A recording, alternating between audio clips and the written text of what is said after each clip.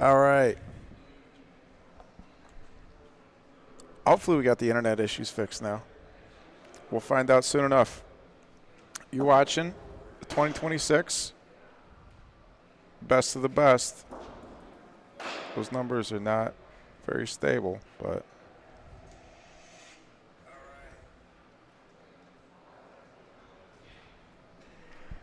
well, if it goes out again, then we'll have to fix it again. I think the issue is, well, it doesn't matter what the issue is. We're going to go to Court 3. We got Dan Sonseni and Anthony Croce. Also, well, we got a few good games. Court 2, we got Chris Shimoleski versus Bill Barnett. Game just started. Chris is up 1-0. And we got Francesco Ricciardi and somebody I don't know. Chooch. Oh, it's Chooch. Yeah. Okay, Chooch Gutierrez. Over on Court 1. That game is 7-0 in favor of the Canadian Francesco. Down to the court.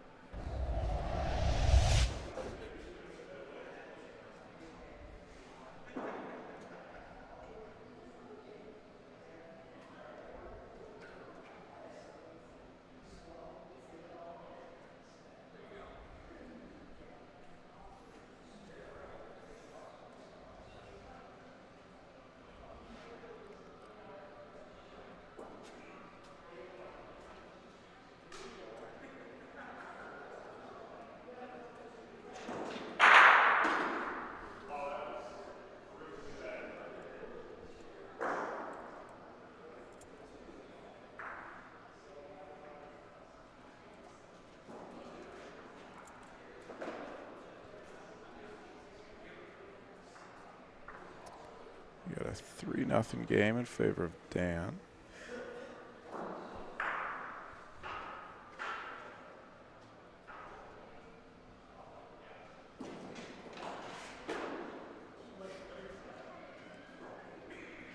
Yeah, this is a loser's bracket game. So Dan had lost to Natale Scala. And Anthony Croce had lost to Carl Greenaway.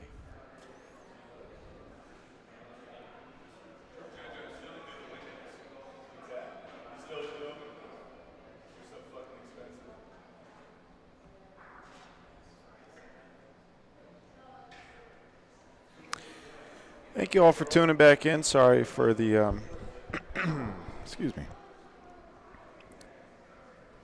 Sorry about the internet cutting out there. We did a couple things that seem to have at least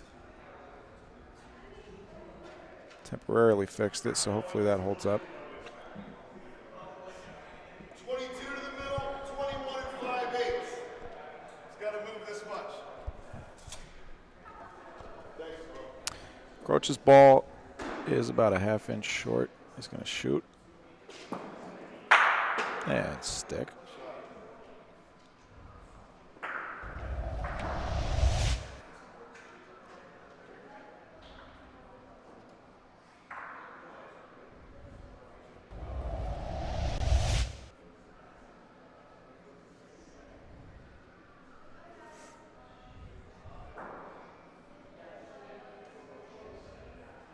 Ball's going to be gone. Croce might still have two. I think he does, yeah. Joe says two. Got 2.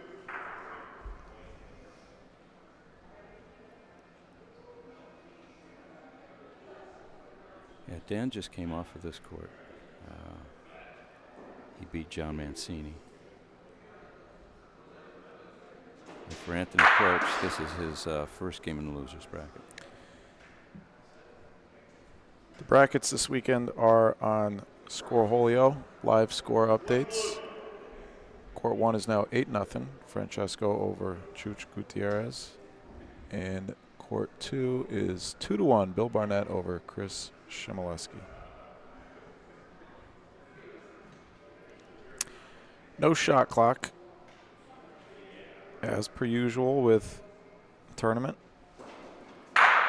Some of these guys like to take their time. Not that that's what Dan is doing, but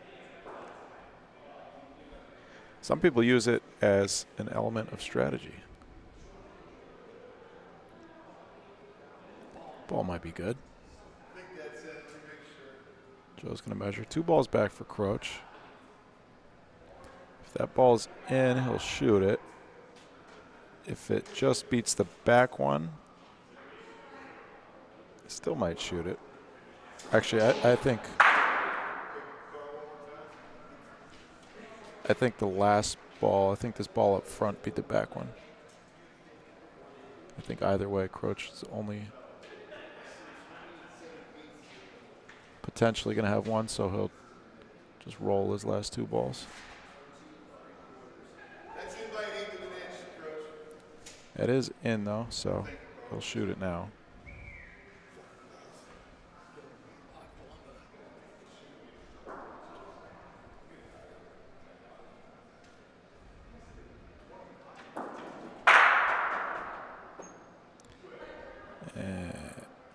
That works.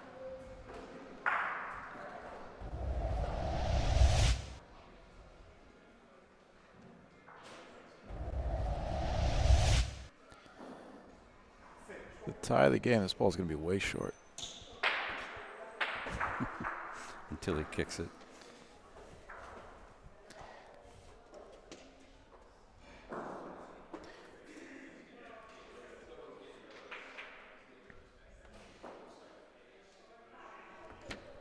$120 players this week, 6 flights, 6-day tournament, 5 days of these qualifying flights, 2 flights today.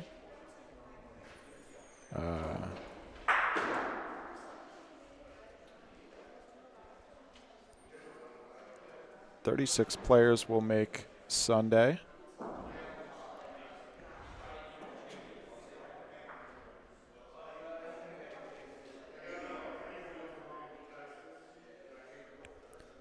Six from each flight, 2 winners and 4 losers. You do carry over your losses to Sunday. It's not a clean slate. So far, we've seen a lot of upsets, including today. That has continued today, that trend. It looks like Croach has 2 there. Kind of looked like, let me see if I got the replay early enough. I mean, it's hard to tell on the camera sometimes, but it looked like he might have had the point to begin with. But Joe's got a better angle over there than we do. Yeah, he's on top of it, but he's double. You know, he's repeating the measure. It must be really close.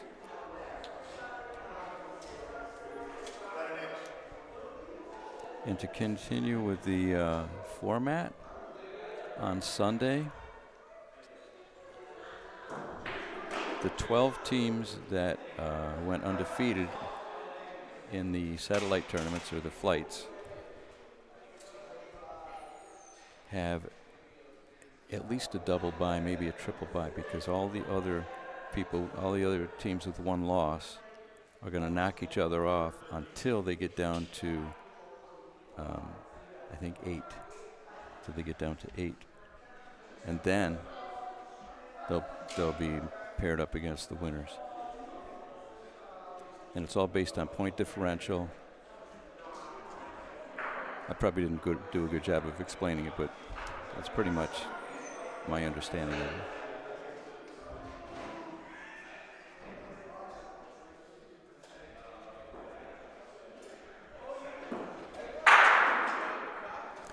Four to 1 Bill Barnett on court 2.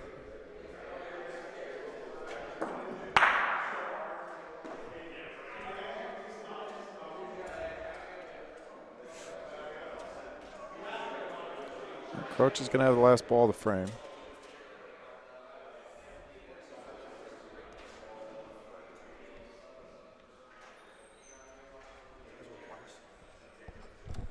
Yeah, water would be great.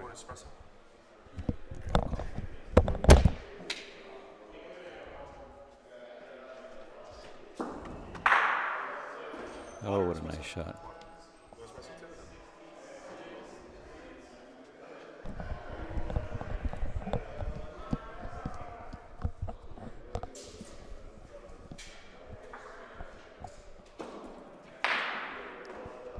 Beautiful shot, Croach. Super aggressive.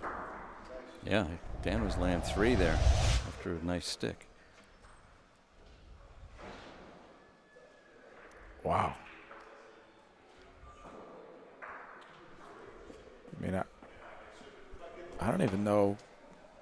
That was a quick decision to shoot that. Obviously, 6-point swing. Yeah.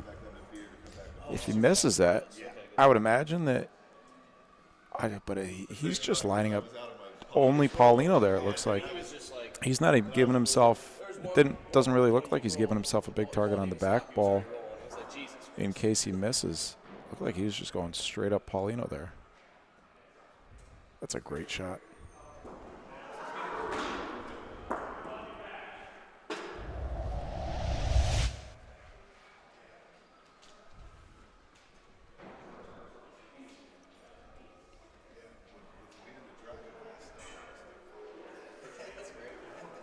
Five straight points for Cleveland's own Anthony Croce.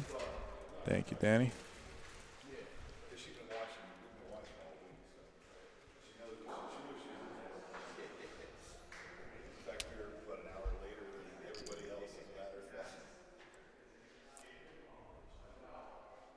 Is that right, Jen? Matt Lipp is eliminated? Yes. He lost to Mike Palillo and then Chris Shem. Sorry.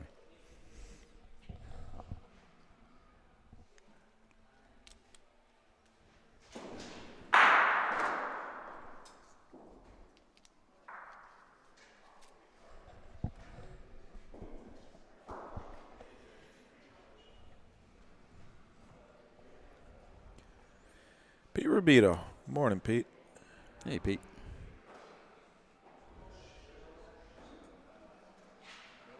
That ball looks short to me.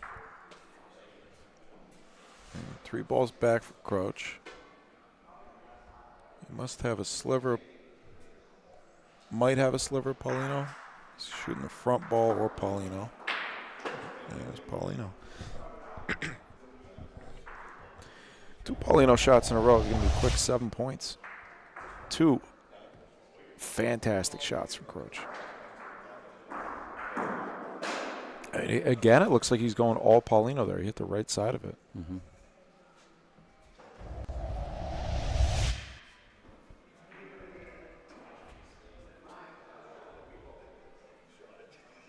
This game's going to go from 3-0 to 9-3 in the blink of an eye.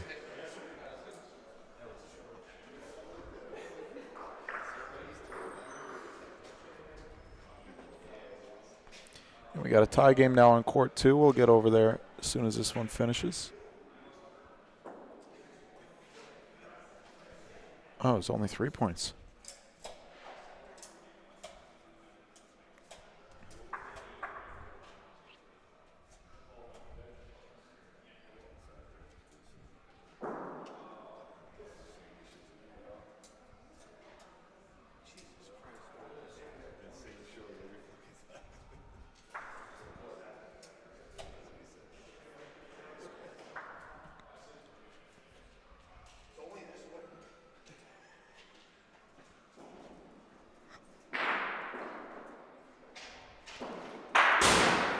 This is a loser's bracket game. Croce lost to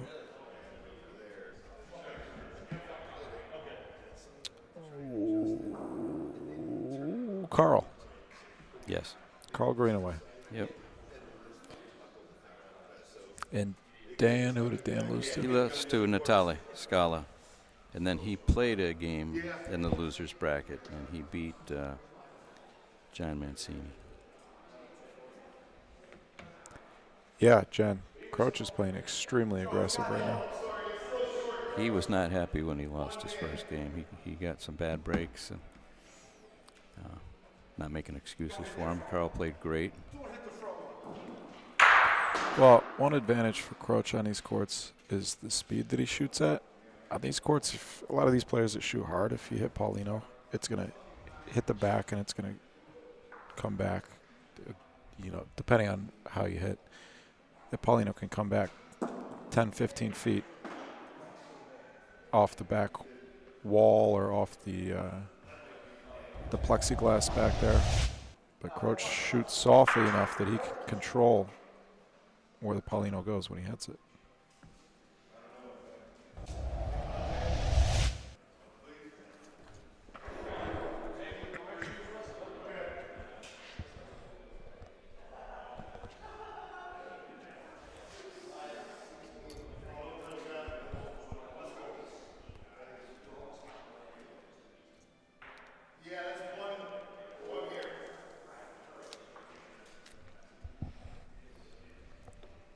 On court 2, Chris has scored 4 straight points to take the lead.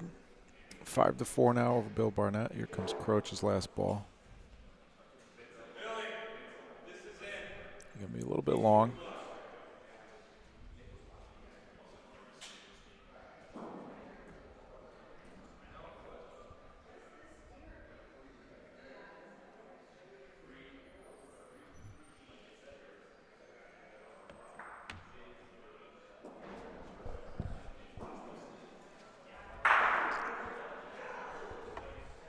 Looking across the courts by watching court 1, we got the St. Louis contingent.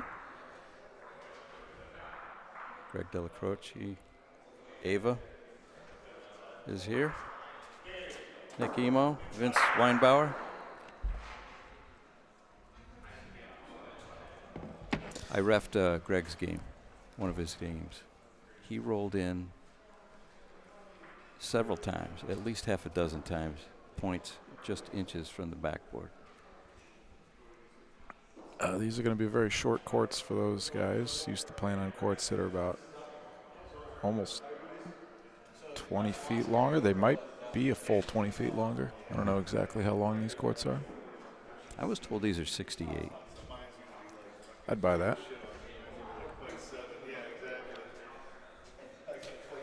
We are at Lorenzino's Bocce Club, home of the Ohio Bocce League here in Youngstown, Ohio. Dante Chiavetti's club, one of the nicest in the country. Croach's hidden behind our scoreboard. Didn't really like that one out of his hand, it looked like.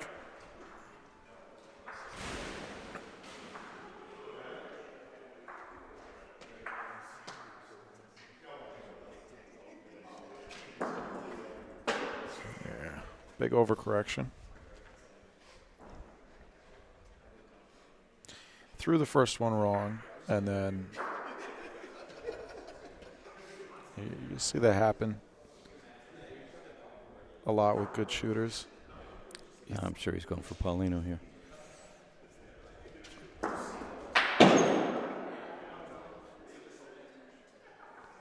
You'll see that happen a lot with good shooters. The first one, he missed by, for him that's a big miss on the first one. It looked like it came out of his hand wrong, and then didn't want to miss on the same side with the second one, so corrected, you know, he was aiming at that spot on the right with the second one, and then throws the second one correctly, and it goes right where he's aiming.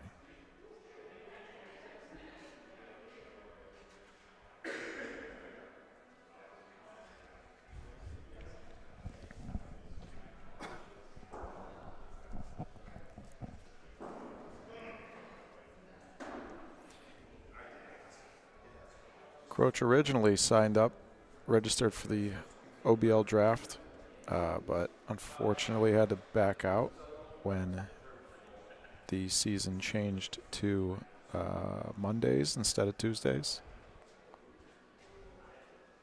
Back was the best one, Dan. We're hoping that You have 1 point. with an eventual This is the second point. hopeful expansion, we'll be able to get some more Cleveland players involved, including Croach. Cleveland's Let me make sure.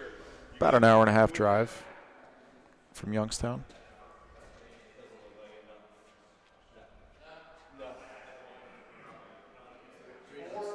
Did have a good amount of Cleveland players playing in season 1. Of course, our champion, our inaugural champion, representing the town of Wickliffe, an eastern suburb of Cleveland. The Wycliffe Barbarians, owned by Bob Galeese. We got a couple Barbarians in the house. Yes, sir. Today, we got Carl Greenaway over there. Got Chris Shimoleski, former Wycliffe Barbarian, traded to the Koppel Gamblers. For more information on the Ohio Bocce League, you can go to ohioboccereleague.com or find us on Facebook and Instagram at Ohio Bocce League. Season 2 will start March 9th. And we have the All-Star game and the Futures game coming up on March 1st. That'll all be live right here on the Bocce Broadcast Network. If you're not subscribed, please subscribe. And if you haven't done so yet today, please click that thumbs up button for us. Even if you did it on the earlier stream, we had our stream drop out a couple times, so do it again for us, please. We appreciate it. We appreciate everybody spending part of your Saturday afternoon with us. Tie game. So this game started off 3-0 in favor of Dan, and then Croach scored 8 straight points. Dan responded to tie it up. We have seen some struggles with the first points and just pointing in general this game. Croach's ball is a pretty good ball, but that's still over 2 feet.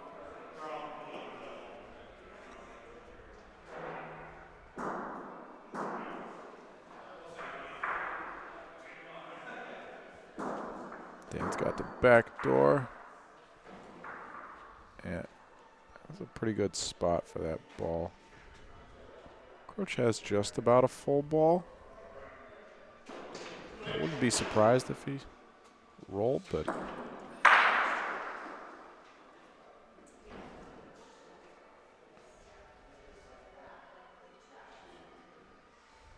it's a classic Croach facial expression. Yeah, that happened to him a couple times in his first game.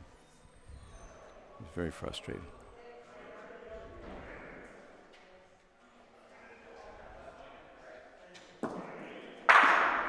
Wow. What a hit.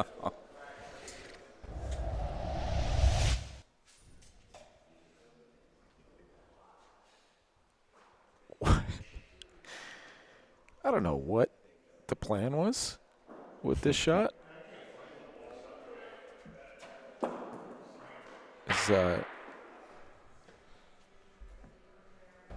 Sounded like Dan's shot and hit Paulino. Stayed with Croach's ball.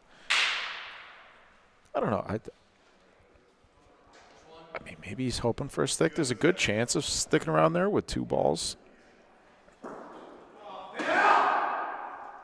And there's a scream from Bill Barnett on court 2.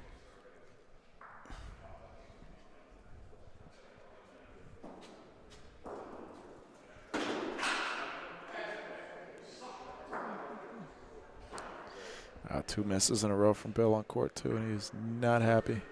He was up 4-1, and 6-6, still a tie game there. But Billy had 2 balls back.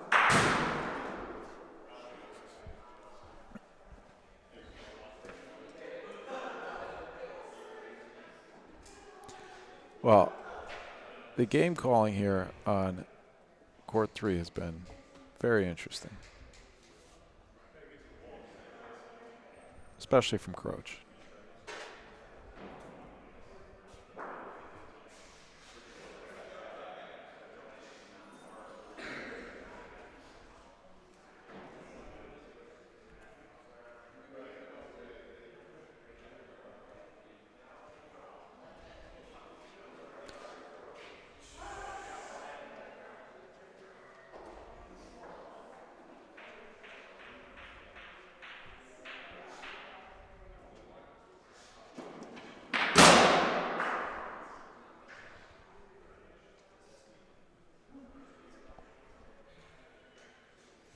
Somebody was asking me about if balls fly over these fences, these side fences.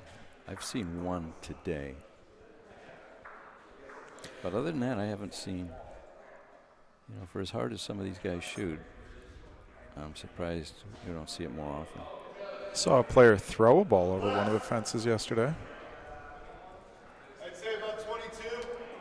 I can put a tape on it if you want. I will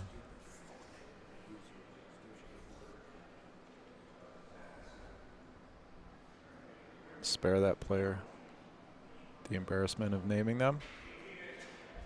But we had a player who was up by quite a bit and looked like they were going to win easily. And then their opponent came back and beat them. And at some point during the comeback, that player, I think, burnt a ball or something and went down the court, picked it up, and just tossed it over the fence off the court. Yeah, there have been some thrown objects this morning.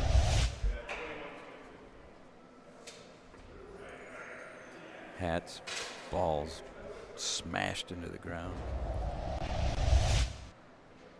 Very passionate players. This is a big tournament every year. A lot of guys, this is one that's circled on the calendar for a lot of people. Everybody really wants to show up and show out here. And when you feel like you're not playing your best, it can be extremely frustrating, especially when you got nowhere to turn. Playing as a singles player. Anthony Croce putting on a shooting display.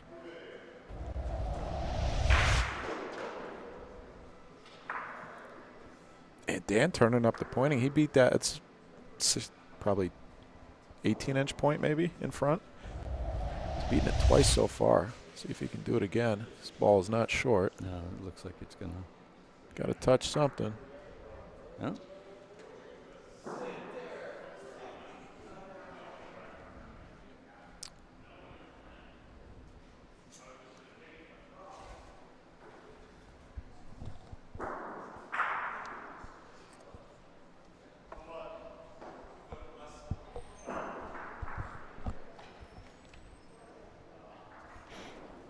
I'll be right back then.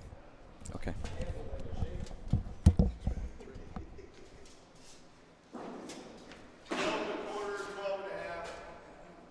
Blues in. Okay, Croce's ball has a point. This will be the last ball for Dan. He's looking it over.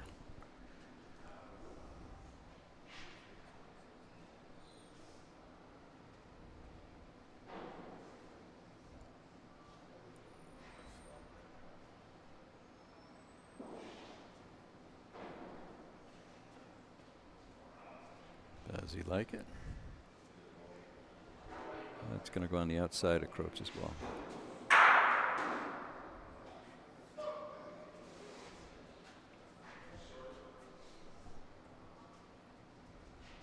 I think so. Croce's wants to know if he has third point.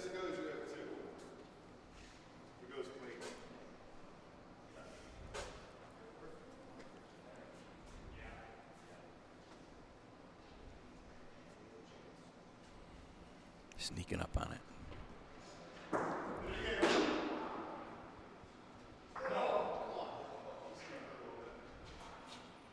Did he sell the point? I think he did. He did. It's 9-9.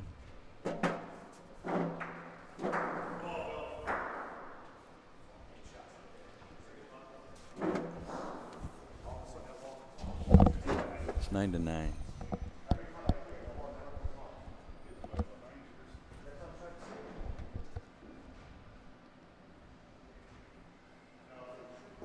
I didn't put the score up.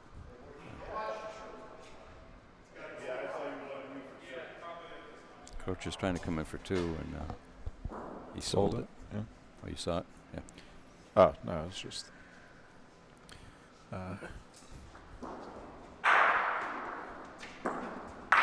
It's a called on email, predictable typing. Croach doesn't get to break that time either. Just not quite solid enough on the point ball. That time will wind up a little better.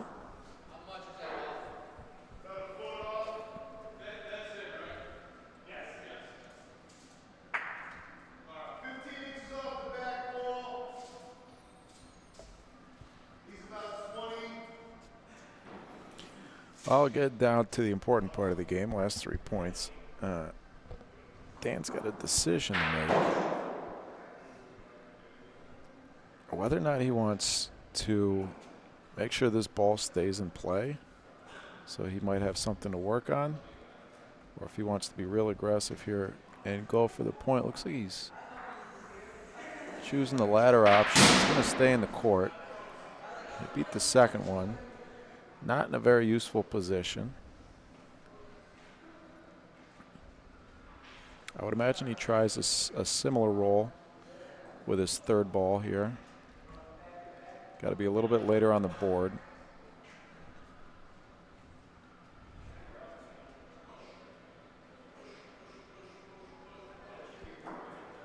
Over on court 2, I see now Billy has a 10-6 lead over Chris.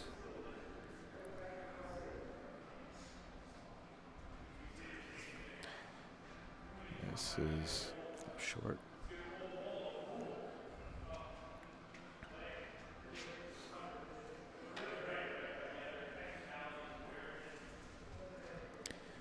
Croach is trying to figure out how he's going to get there, depending on where Dan leaves his ball. Dan, I mean, the easy line is on the wall side. Dan's probably got to put another one on the wall side between the ball that he just rolled and the wall. This one now, he's probably got to keep this one in the court. Croach is going to have 2 balls to win the game if Dan burns this. Same distance as his last ball. A little more to the right would be nice.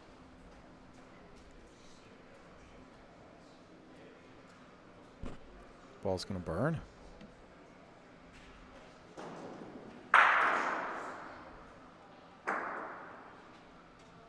Wow. Great ball. He made the point.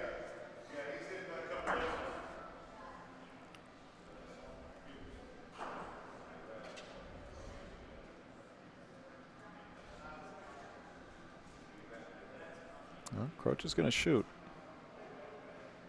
He could still win the game. I would imagine he's going to shoot it. He could roll into something there if he touches either his ball or Dan's ball. He's good. But this is the way to win the game if he hits the right side of Dan's ball.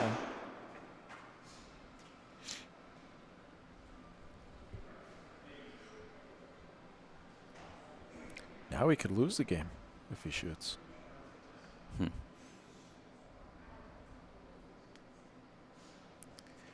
Don't want to leave this one short.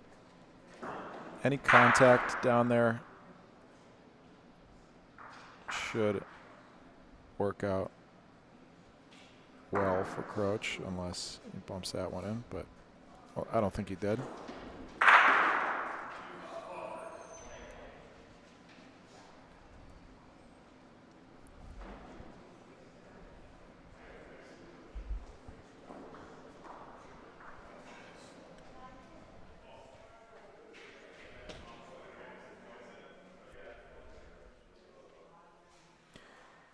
Jimmy. Morning, Jimmy. Hope you're staying warm over in Connecticut. Hey, Jimmy. Yes, it is 13 degrees here in Youngstown, Ohio, and it's actually kind of warm. Yeah, it was -7 when I came this morning. Yeah. When I left last night, it was -6.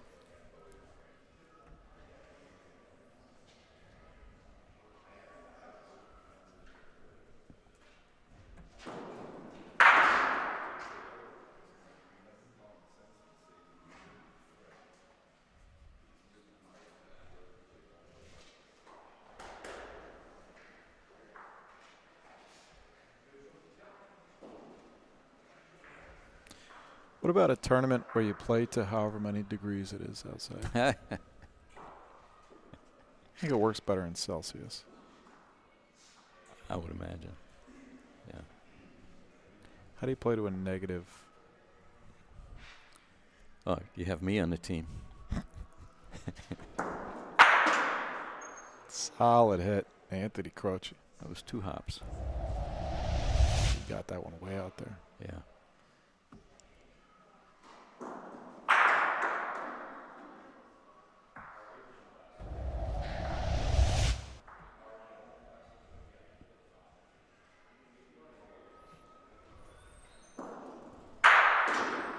Ball's going to be short. Croce might have 2 points there. I think it still might be 2. Dan, let me check. He's going to have 2 balls back and another chance to win. I'm going to say it's 2. No. Joe calls 2.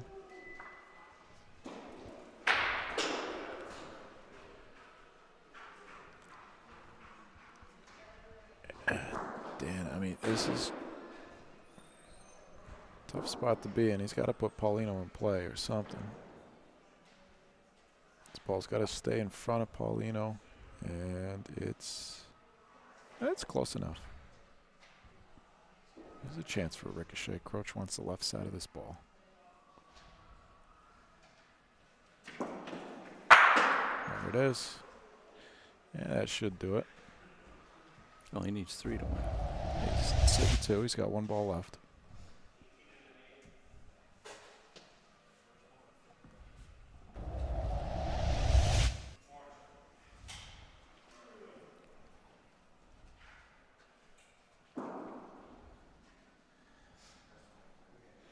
Anthony Croce on to the next one. And that was a loser's bracket game, so Dan is eliminated. Over to court 2. We got a 10-7 game in favor of Bill Barnett.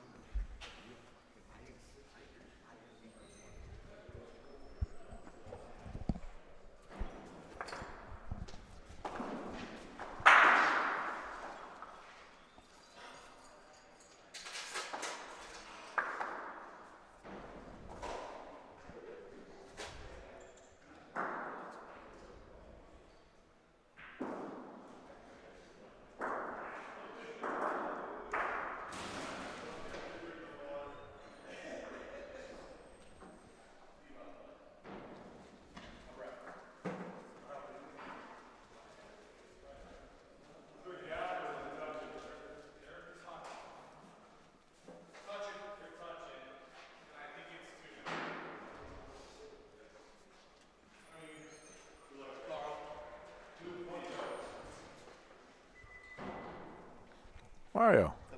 Nice to see you, Mario. Got a scoreboard updated. Chris Shemileski of the Koppel Gamblers now. Traded earlier in the month for Corey Whitway. It's a 1-to-1 trade. Gamblers needed shooting help.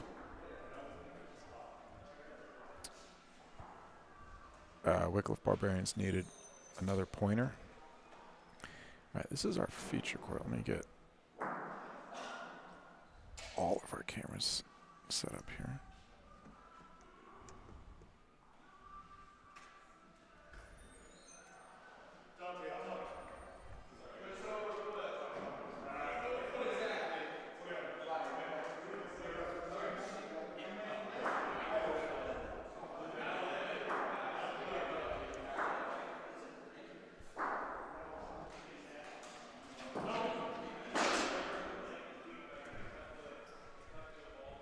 Billy scored a point in that last frame, so he's up 11-7.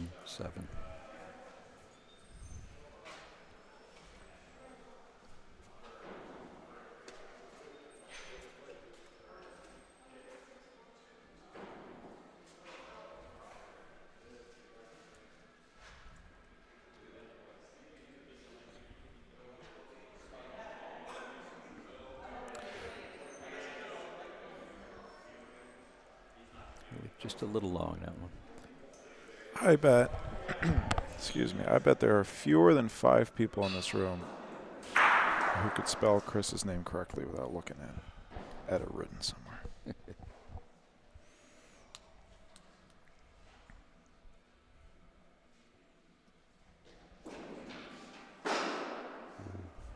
It's a second miss of the frame. It's down to his last ball. That's a game point right there.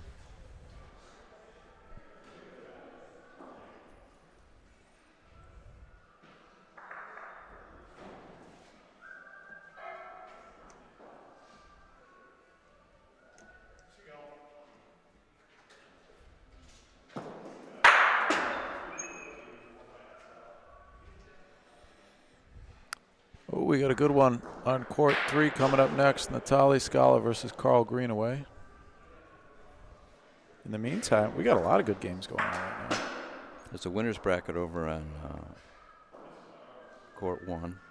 This one will be a winner's bracket game too.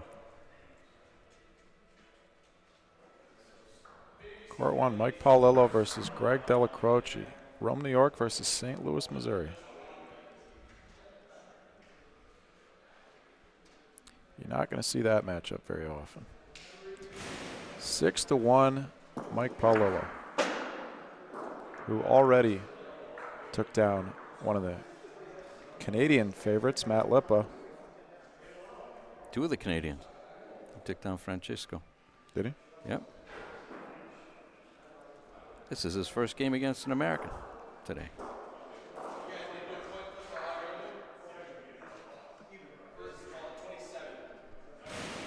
And he's up 6-1 now.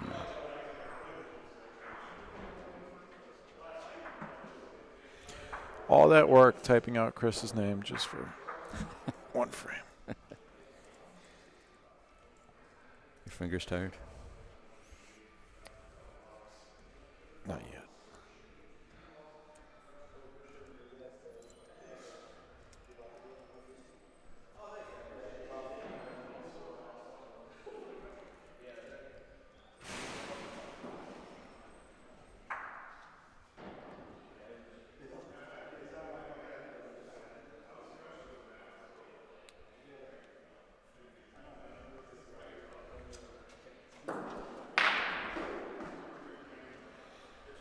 We had Mississippi in the house yesterday. My first time meeting a bocce player from Mississippi. Yeah, that was nice. We had a nice talk. Whoops. That was great to learn about the club down there in Greenville, Mississippi. Shout out to Thomas. the Greenvillers. Thomas Wright and his dad, Dad Troy came up.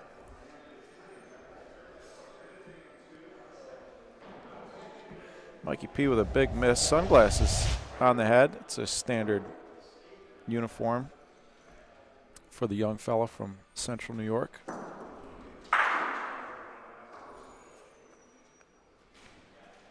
Ball advantage, Della Croce. Greg Della Croce represented the U.S. several times in international competition. Mostly a PRV player. For those that don't know, PRV, Punto Rafa Volo, is the international rule set, which played under the CBI rules, the international governing body for the sport.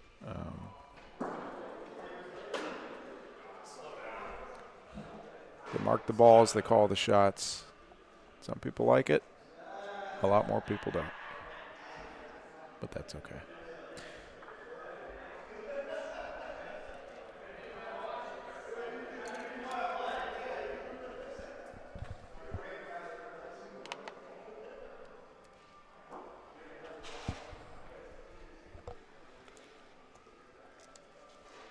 Shout out to anybody watching from the Hill in St. Louis. St. Louis IABC, President Dan Drago, and the whole community out there. Might be my favorite place in the country to visit for bocce. Nice old Italian community that is still feels like an old school Italian community. Mikey P's going to steal a point there.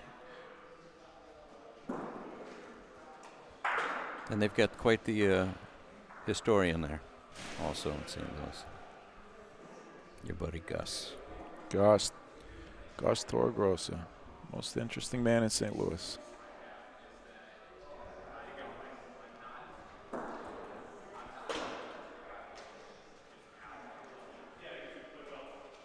Another winner's bracket game starting just now on court 2. Billy Strippick, who took down Chris Shimoleski against Joe Rogan, who beat Billy Barnett in the first round. So this is their second game. Billy Strippick, one of 2 players here representing the brand new Chicago Bocce Club out in Chicago, Illinois. Beautiful new club. Home of the Chicago Bocce League. That'll be season 1 there. Will start in just a few weeks. Swing and a miss from Mikey P.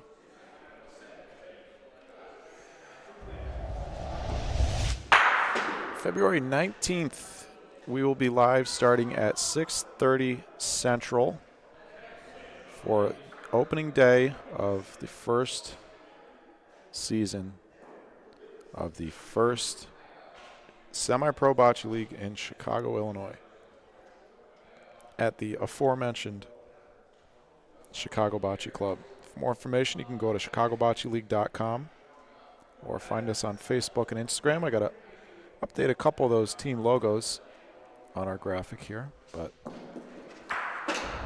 the merch store is open.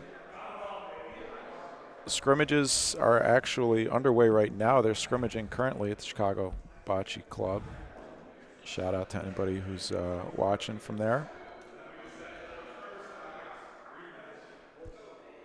They're going to use a format that I think is that I like a lot.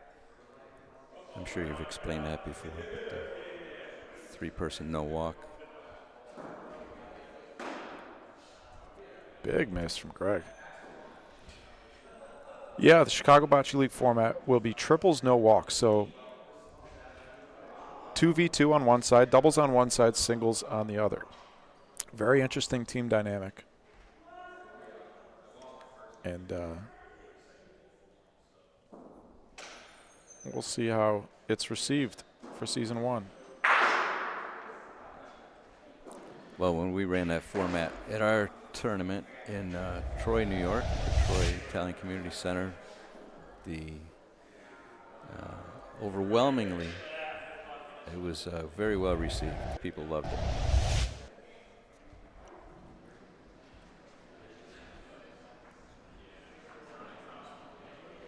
It makes the coin flip a bit more strategic. The winner of the coin flip.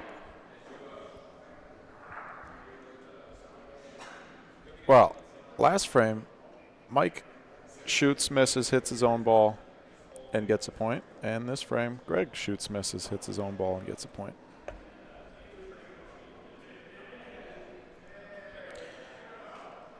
You are correct, Bill.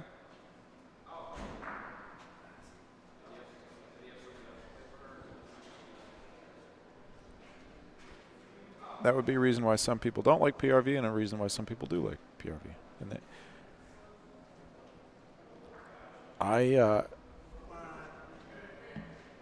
PRV can be a beautiful game to watch. Just for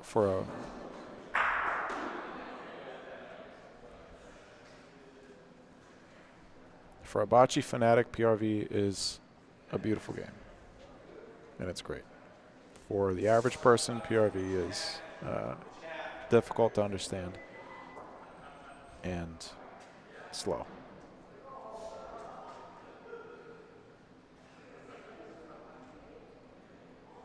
But there's room for both.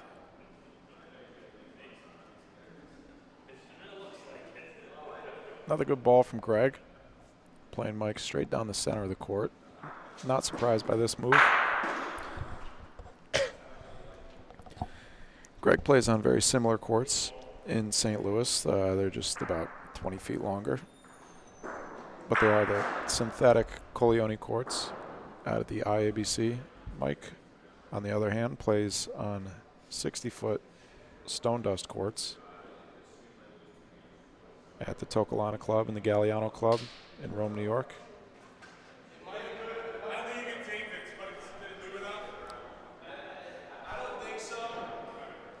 Mike is a player who has improved very significantly in the last few years. And this year is a great testament to his ability to adapt to a different court surface. And so far he's had success, finding success against some of the top synthetic players in Canada in his first 2 games, and so far against Greg here. And last year, he was undefeated going into Sunday as well.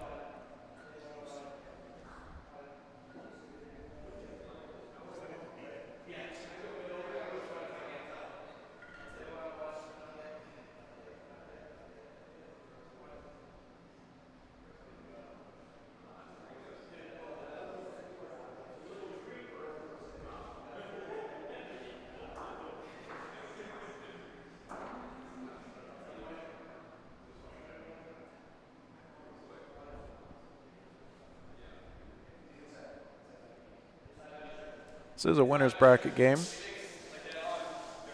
so nobody's going home. Over on court 2, we'll get over there at the conclusion of this game. We got Billy Stripic versus Joe Rogan. Billy is up 2-0.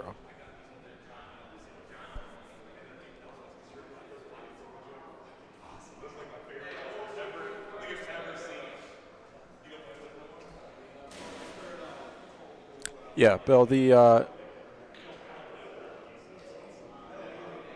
pros and a lot of the more experienced PRV players do play fast, or at least what we would consider fast relative to like tournament bocce. Part of that, one element of that is the refs, and just, of course, they're used to playing that way. So there's like a rhythm to it. What you'll see, what happens a lot in North America, is that there's a lot less of a rhythm to PRV, depending on the people that are on the court, refs included. But there are very few facilities also in the U.S. There's more in Canada, but there's in the U.S. there's very few facilities where you can really play PRV. You need, I believe, the minimum distance that you technically need is 78 feet. You need a 78-foot synthetic court.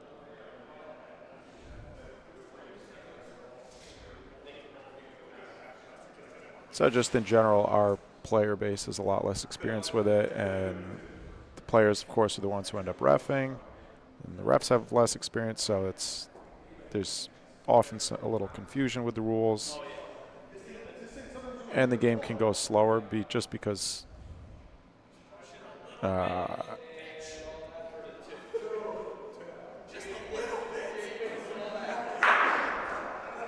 shot, Mike. Just because people have less experience with that style of play. But well, plus because in PRV, balls can get moved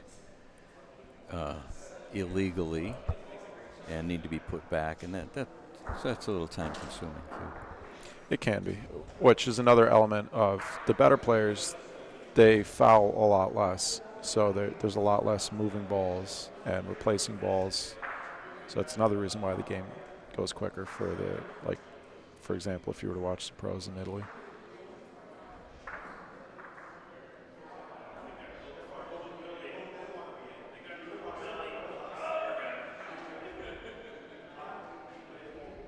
This is a great ball from Greg. Mike's going to see it. He's got 2 balls back. He'll shoot it from this right corner here.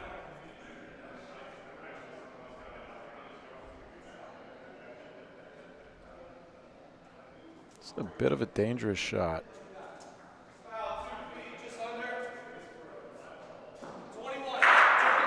Oh, wow. Well, if anybody out there is looking for an argument for PRV, there it is.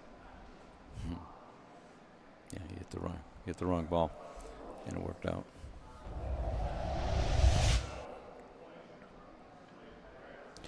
Not much of a reaction, though, from Greg or Nick Emo on the sideline. Pretty level-headed players.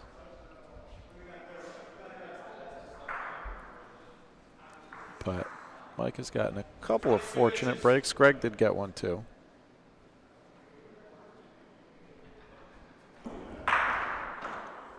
But that one was a little egregious.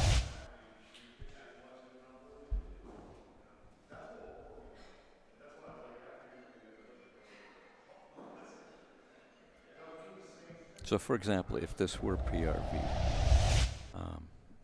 Greg would have had the option of putting the balls back where they were before that shot and taking Mike's ball off the court, which they would have done, but that would have taken, half a minute, 45 seconds maybe to replace the balls and remove the ball from the court.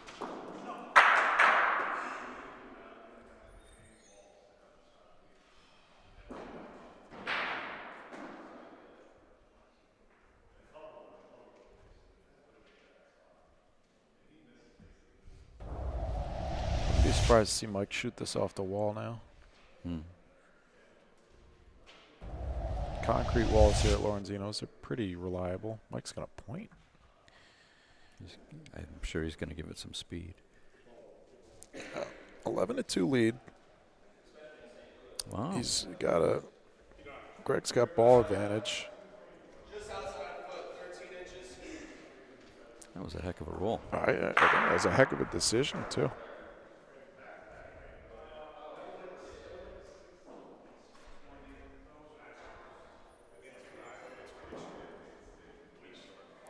Little Rondina Rafa. Nice and controlled. Greg maintains ball advantage. He cannot afford any more mistakes.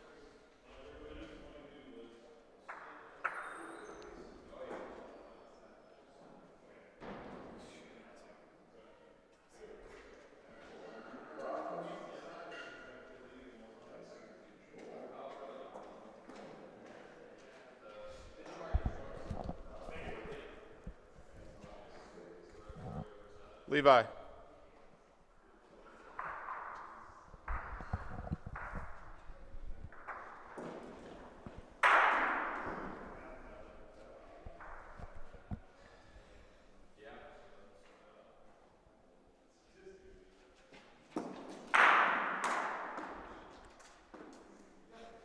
Last ball on the way for Mike.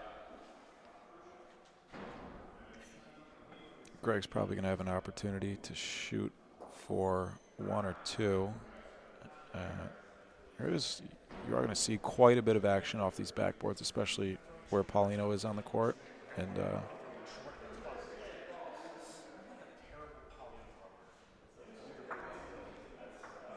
it does work to Greg's advantage. The speed that he shoots at, he's able to control it pretty well.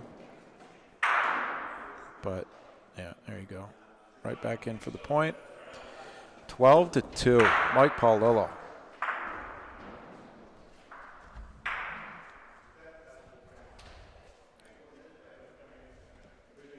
And Mr. Delacroce's down into the loser's bracket. Meanwhile, court 2, Billy Strippick, Joe Rogan.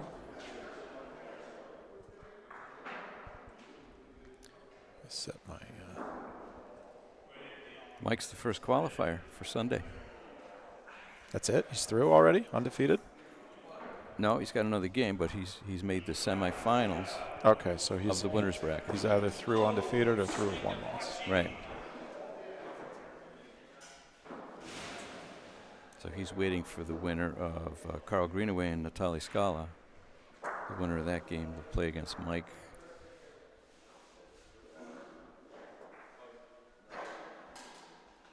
And one of those guys will be undefeated going till tomorrow.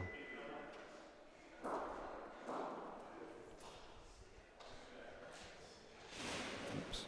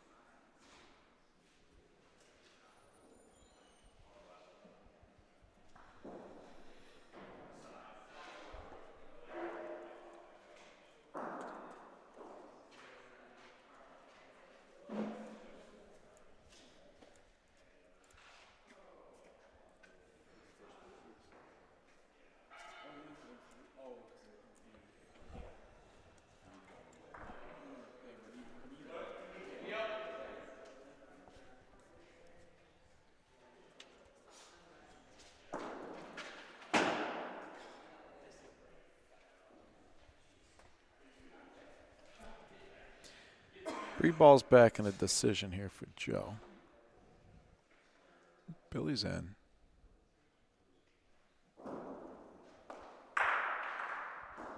That's just about the best break that Joe could have gotten there. Understandable reaction from Billy.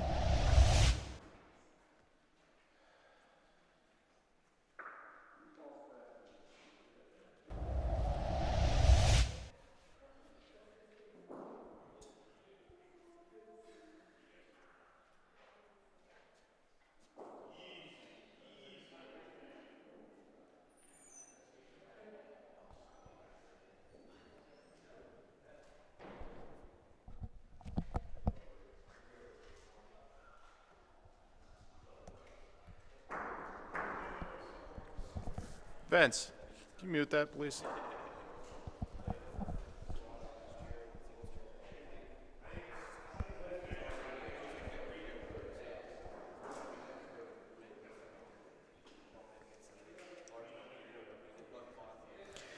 You got the broadcast on the TV across the court. I can't listen to myself. I can't listen to 20 seconds ago what I was saying.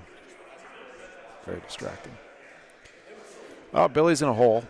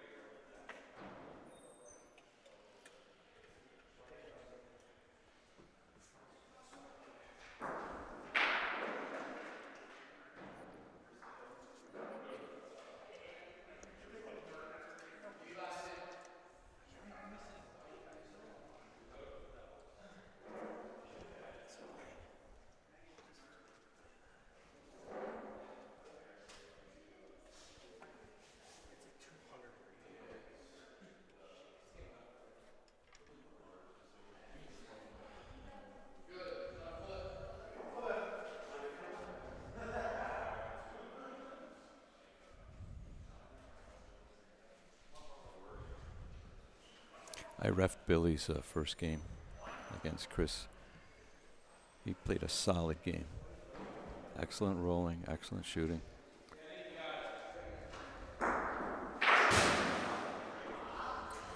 Yeah, guys, I will go over to the Natale Carl game after this one. The game is 5-3.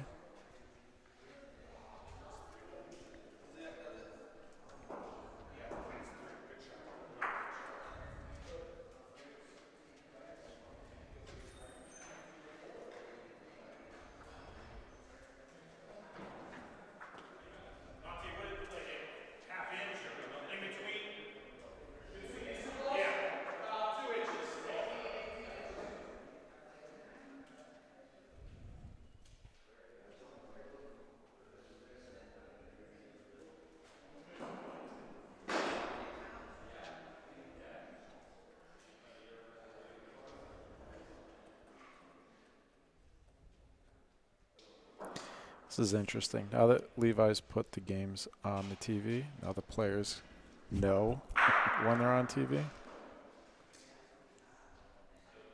Otherwise, with the three, we've got all three courts covered here, so the players don't really know whether or not they're on TV. But now they do.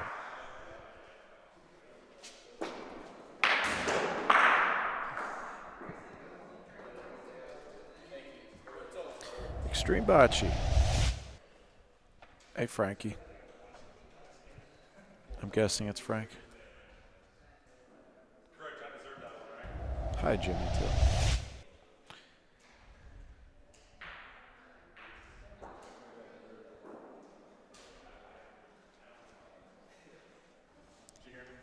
Oh, Billy's got it.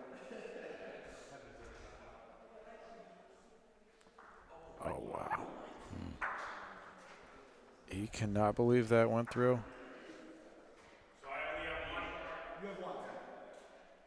Joe's sitting one ball back.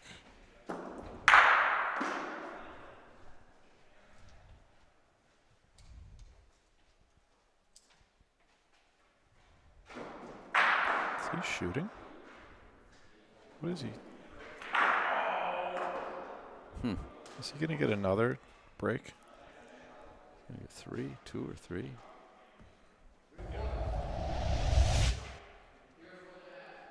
I mean, he's definitely not shooting Paulino. That's a miss. Right. Yeah, he's shooting to hit that ball and stick around for 4. Yeah, for 3 or 4. That's a tough break.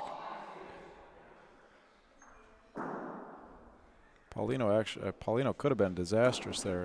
Right. Probably should have been. But good break.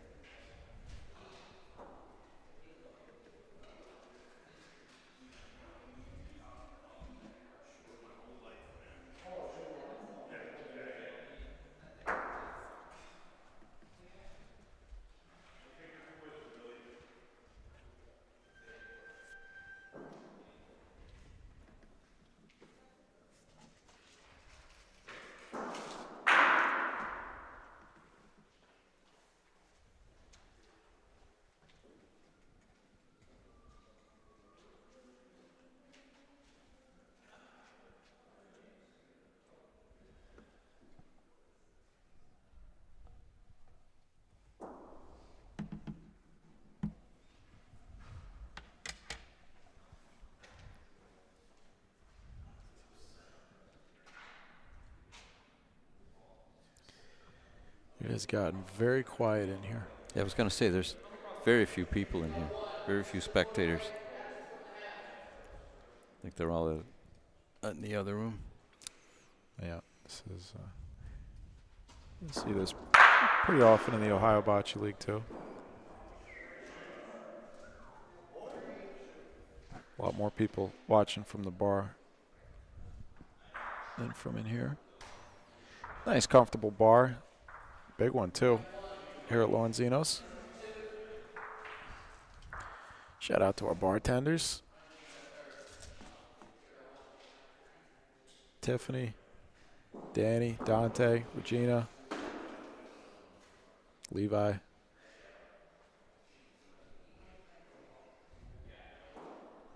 Natali just had a big frame. And Natali just stuck for 3. He's up 10-5.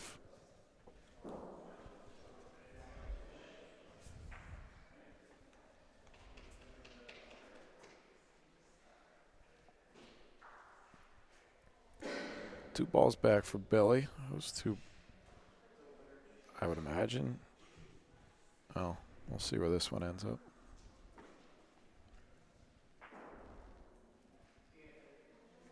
Yeah. And Billy's going to have to shoot this ball. Wow. Nice point there. This could work out very well if Paulino moves similar to how it did in the last frame, kind of ends up in no man's land. Billy could get maybe 4 here.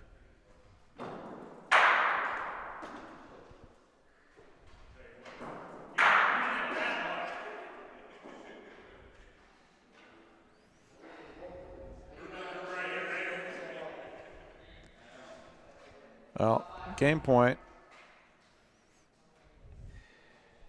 What do you do here, Michael? Um, Shoot a ball or you roll? Probably going to shoot these two on the right. Yep. Probably take a big target.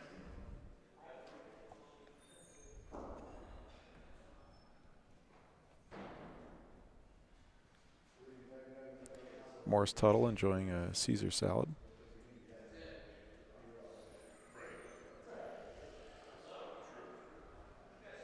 Great food here, too, at Lorenzino's.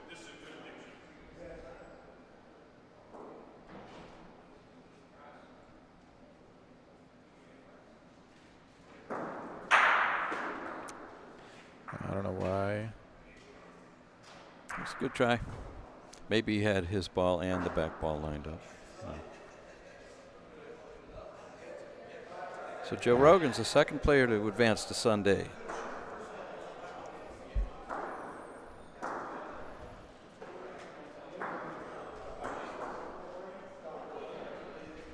The winner of this game between Natalia and Carl will be the third person to advance to Sunday.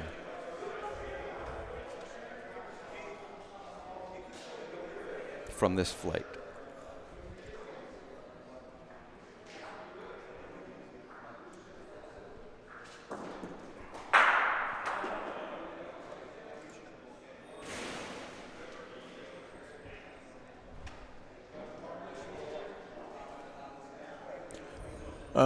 I don't know where Paulino is.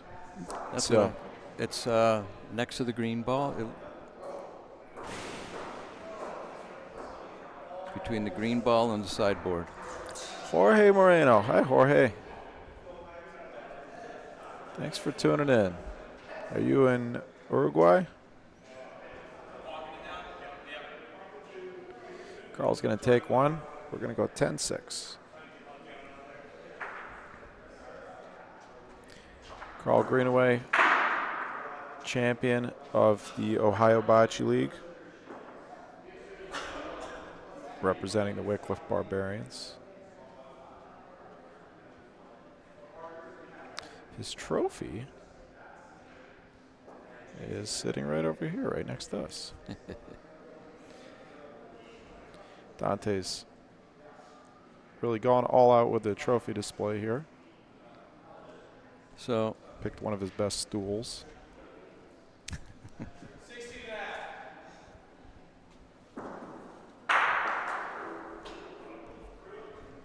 you know, the size of the cup at the top of the trophy,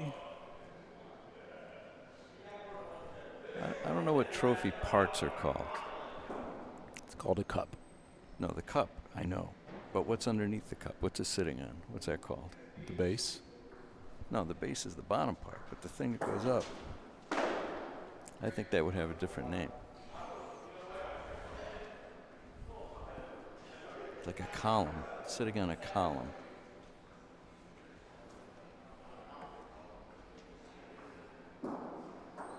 Anyway, I think it's disproportionate. Well, I picked it out, so I think Did you're you? wrong. It is a beautiful solid walnut trophy. It is beautiful. How big do you want the cup? You want the cup to be 6 feet tall? No. I think the column should be a little shorter. Right. You start your own bocce league and you buy whatever trophy you want. That's right. The trophy that we won is. I like that one. Well, I picked that one out too. So So you're 1 for 2. That's pretty good. It's better than my shooting today.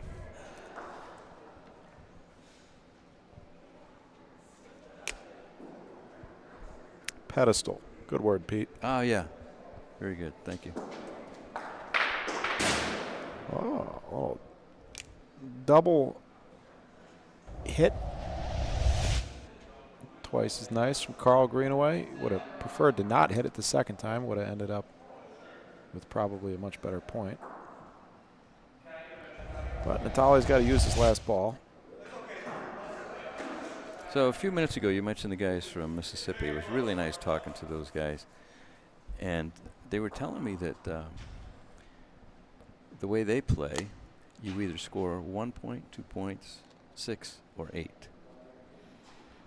Yeah, I've heard of that before. Yeah. I've never played like that. Way back when, many decades ago, we encountered that back in Geneva, New York.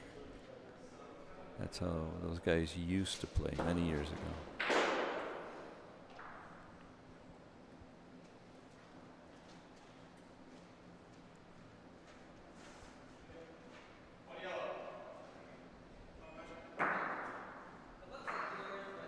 Anyway, I never played that way, but that'd be interesting, And they go to 18 points.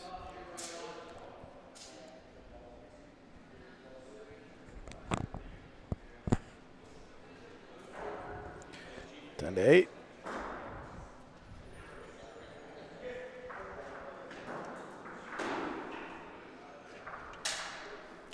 Thank you, everybody, for joining us here on this chilly Saturday afternoon in Youngstown, Ohio. This is the 5th of 6 qualifying flights to try and get to Sunday. This is this is the premier singles tournament in North America. 120 players come out, including the greatest, Mr. Jose Boto. He will be playing in this afternoon's bracket. Coming in from Detroit, Michigan. Lake Orion, but just north of Detroit. If you haven't clicked the thumbs up yet today on our broadcast, please give us a like. And if you're not subscribed, please subscribe. Carl Green away. Nice and clean away. That was pretty good.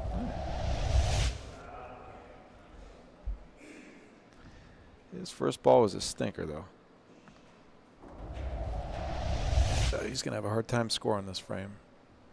Natale's second ball. He's got his... Oh, it might not make it. This is a very expressive Scala body language. Dante says no. I was talking earlier to somebody about the gestures in Bocce. The Scalas have some of the best. Oh, yeah. But I was... in ballet, there's 5 positions. I didn't know you were a ballerina. I'm not. I'm just, I know things. So I think there's 5, key gestures in Bocce. And the first one is throwing your hands up in the air. Clean again. And Carl's going to have one more tough shot if Natale can bury another one. This game was 10-5 just a couple frames ago.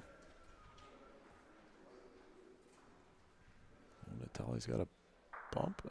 That'll be enough. Probably, yeah.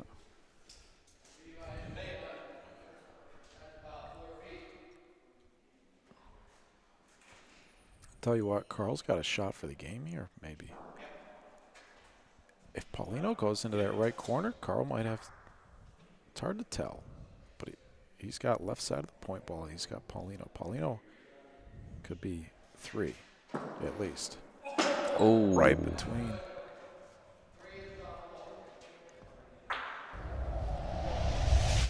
He knew it, too.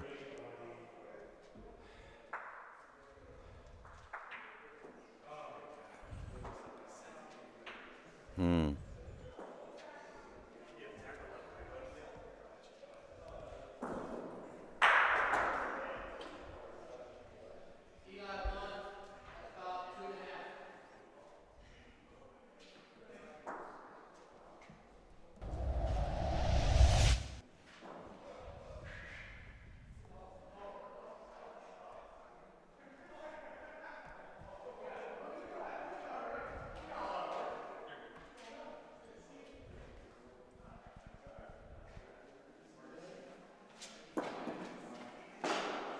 Two in a row.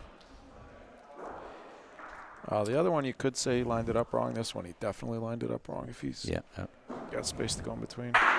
Yep. The other one, it might make a little more sense to give himself more space to hit Paulino clean.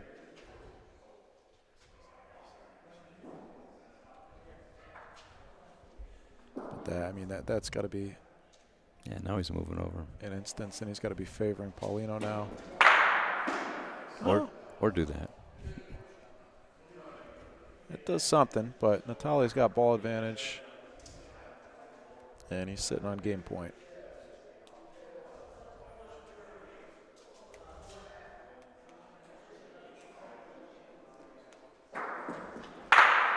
Right back at you, Natali Scala.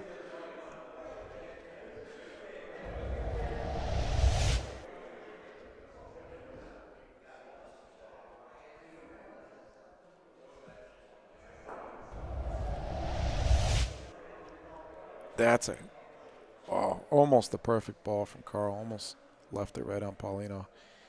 He did leave Paulino in play. Natali's got, if he can hit 2 shots clean. Oh, not clean. He's going to get a break, though. Looks like he's going to be sitting point.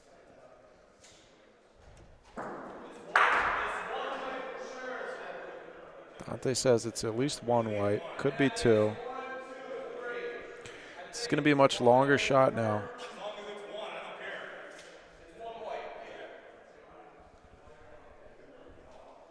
Last ball on the way here for Carl.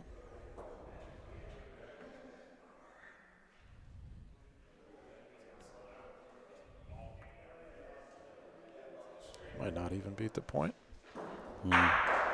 Natali's not going to have to shoot. He'll have, looks like about 5-6 feet to roll in for the game. Winner's bracket again.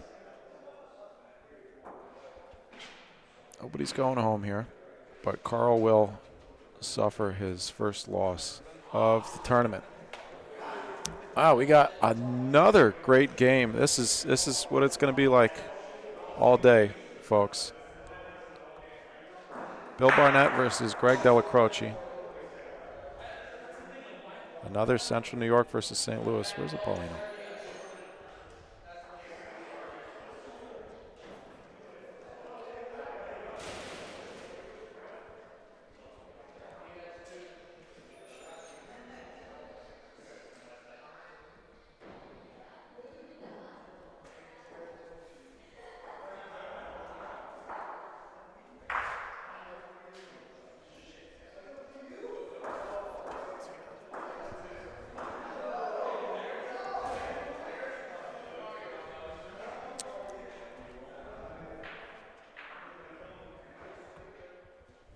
So Natali qualifies for Sunday. And the other winner's bracket game was over on court 1. That's Levi Policaro against Eli Matic, do you know? Matic, I think. Matic. Eli's had 6-5 in that one. The winner of that game also qualifies for Sunday.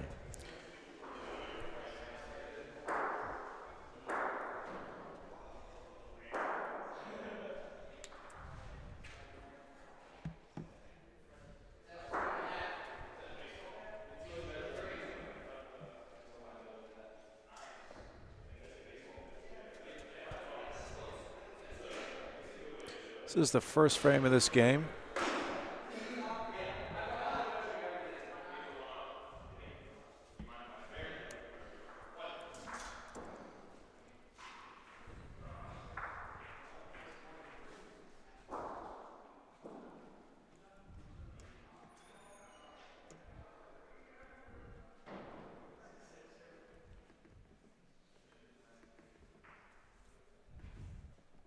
Oh, there's Zach DeLuca back there, right?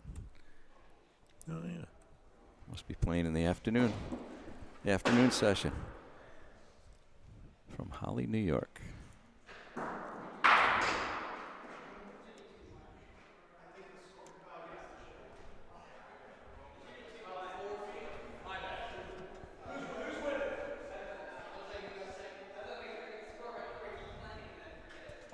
Oh, that was not the first frame. I just hadn't marked up the first frame.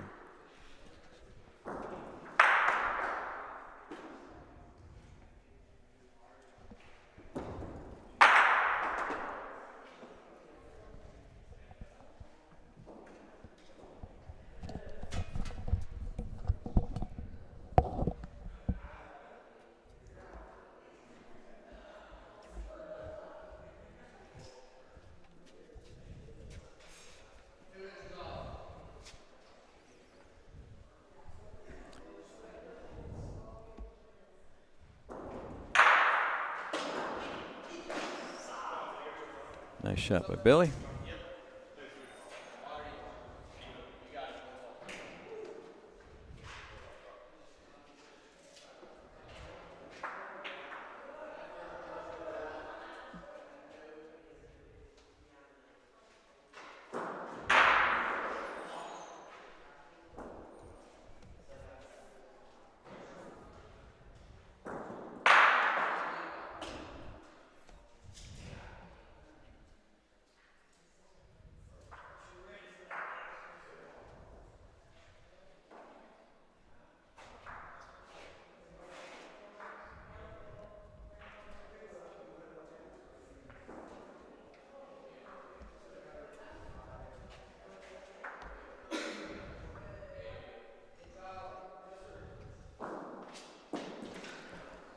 Comes the last ball of the frame.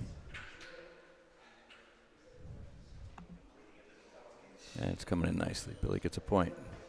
3-1.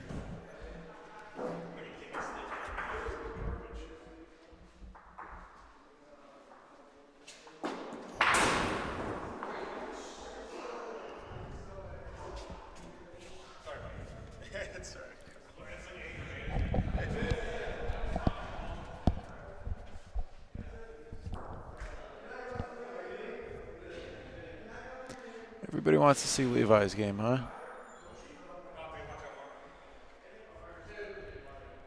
Makes sense. It's a winner's bracket game. Yeah, we'll do Levi's game. 6-6 right now. Since he asked nicely. Hey, Levi deserves it too. Levi does a lot of, well, so does Billy. Billy does a lot of streaming too.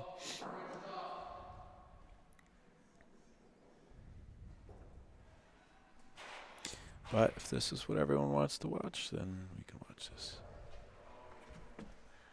We'll go back to court 2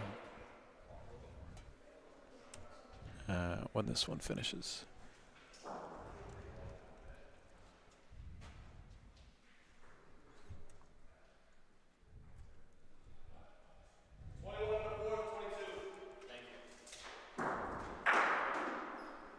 Good hit.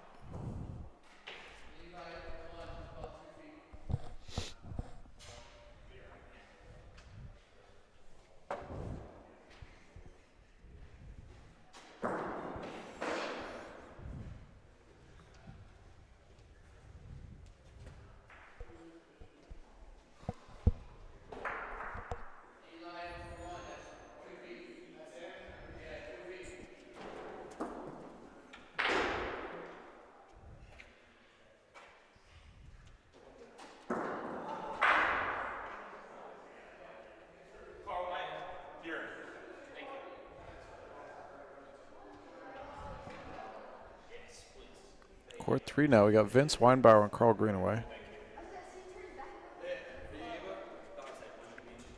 Vince, the young man from St. Louis.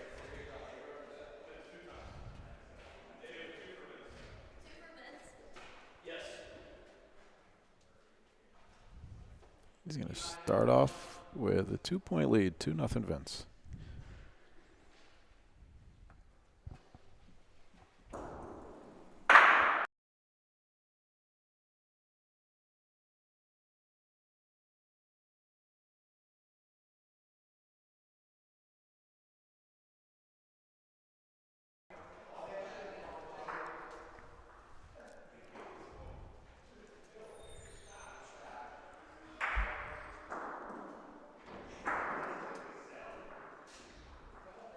It was 2?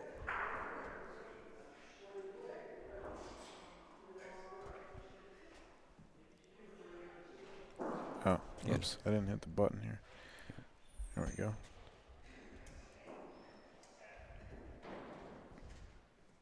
I'm not familiar with Eli, are you? Is he from here? No, I don't know. I am not familiar. I've seen him play before. Saw him play here last year.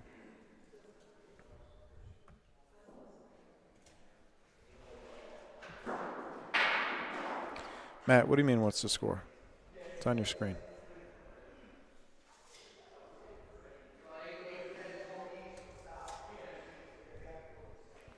Oh, because I had the names wrong.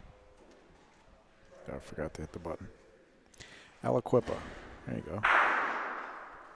Now, the follow-up question is, where's that? I think Aliquippa is PA.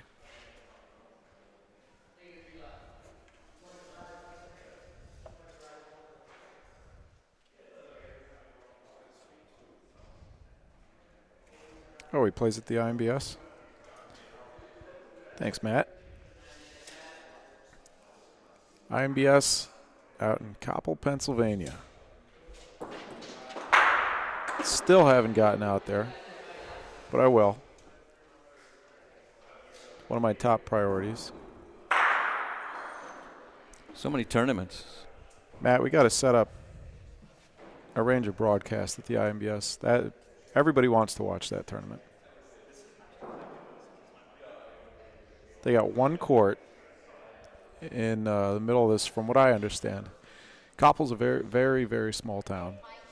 They got one court behind this bar, the IMBS club, and their big tournament is, I believe it's in July every year. And as I've been told, and I've seen some videos, maybe the most electric environment in the bocce circuit.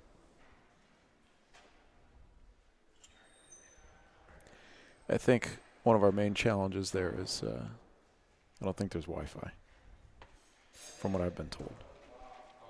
It's behind a bar. Is it outdoors? Yeah. And covered? Is it covered? Yep. Yeah.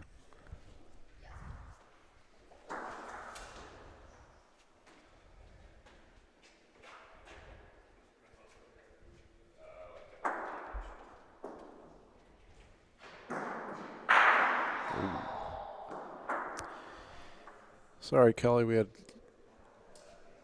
like 5 requests to switch it. But we will. This game is further along than Billy's is. Billy's up 5-1 now.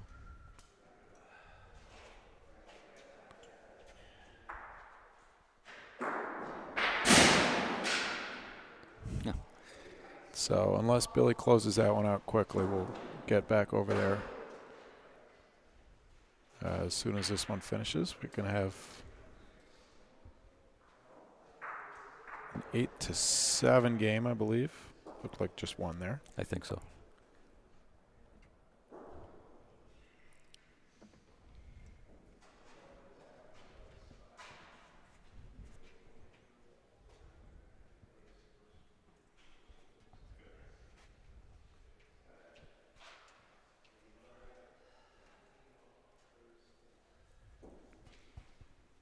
Of course I would do it, Matt.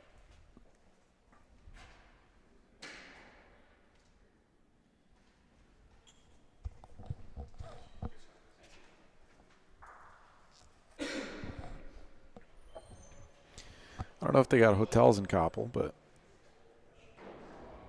I bet they've got a good diner. Coppell sounds like the name of a town that would have a really good diner.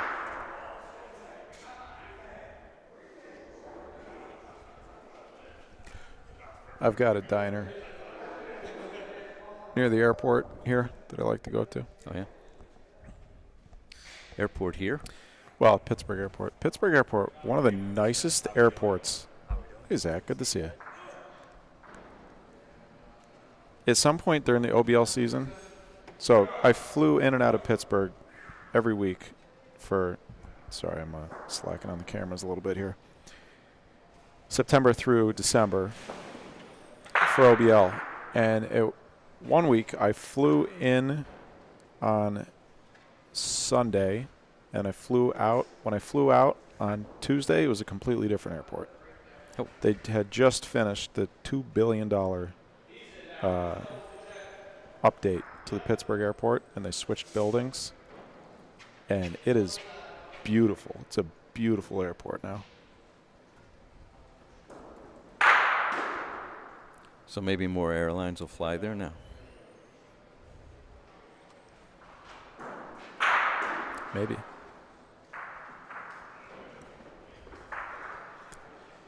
Two balls back for Levi. Should be a 3-point frame. So is it called the Pittsburgh Airport, or does it have? Yeah, it's just called Pittsburgh International. Yeah. PGH, Okay. I believe.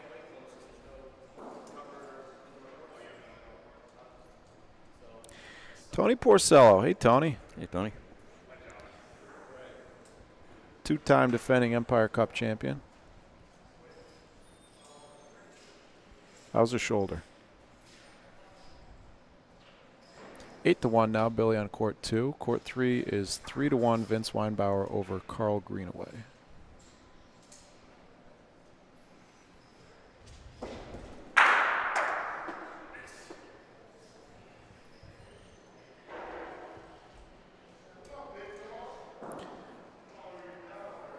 I would love to do that, Matt.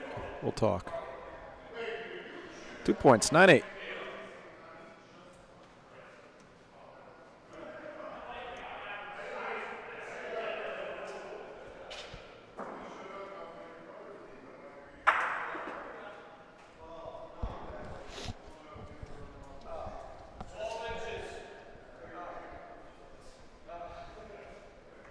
That's good to hear, Tony. I'll see you there. Where? I don't see the chat. Where? Mulsanne. Mm-hmm. I give a shout out to Pete Russo if you're watching. Hope you're feeling better, Pete. I think we'll be missing you at Mulsanne, but hopefully we'll see you back out on the court soon.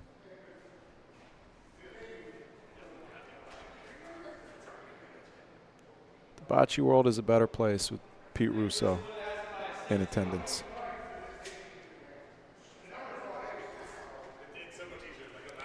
Eli taking the long route. You will see on this court, Eli took enough of an angle for it not to happen, but on this court you will see that the balls don't quite come out as much from that outside wall. One reason for that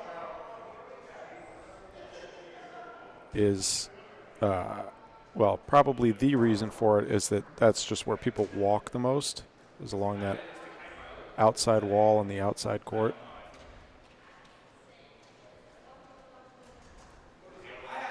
And so there's not like an S line like you would see. That's a big miss there from Levi.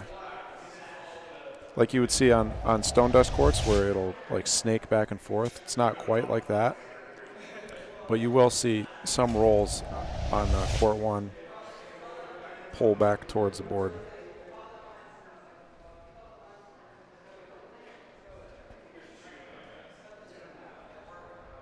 Another Butch player who's big in New York State who we send our thoughts out to is Paul Kalickia.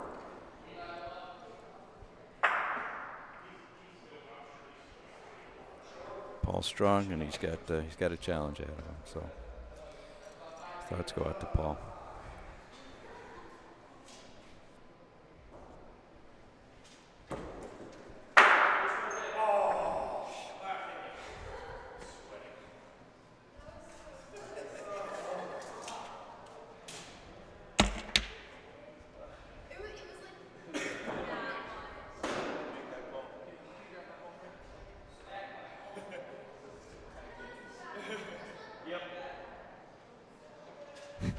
Levi's doing everything he can to try and will those balls into his front one.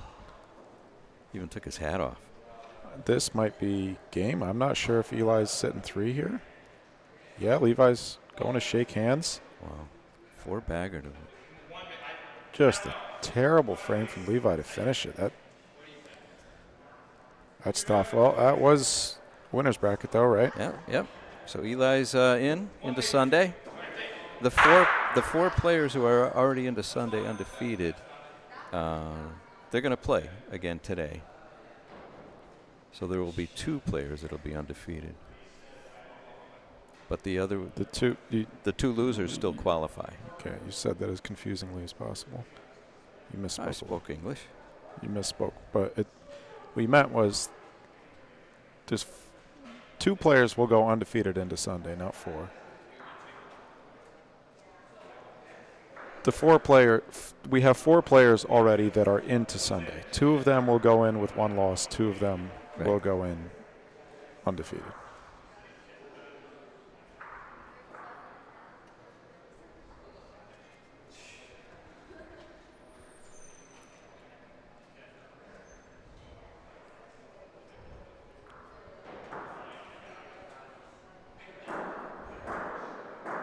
The way it works out with first available courts, I've just noticed this is Billy's. Billy's played every game, I believe, on this court, on court 2. It happens a lot. Yeah.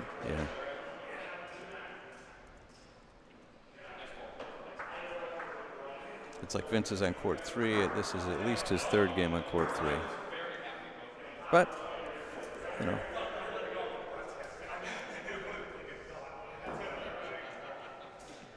It's the way it works out.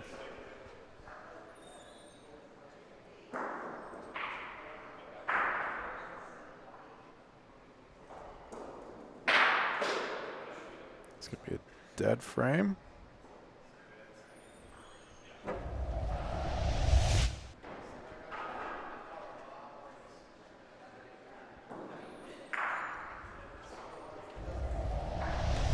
We've got 4 St. Louis players here this weekend. One of them in the Puma jacket there, Greg Delacroce. We've got his daughter, Ava. She played in last night's flight. Also from St. Louis, we got Vince Weinbauer over here on court 3, and last year's runner-up, Nick Emo, scored, I believe, 7 points against Jose in the finals. He had a great Paulino shot.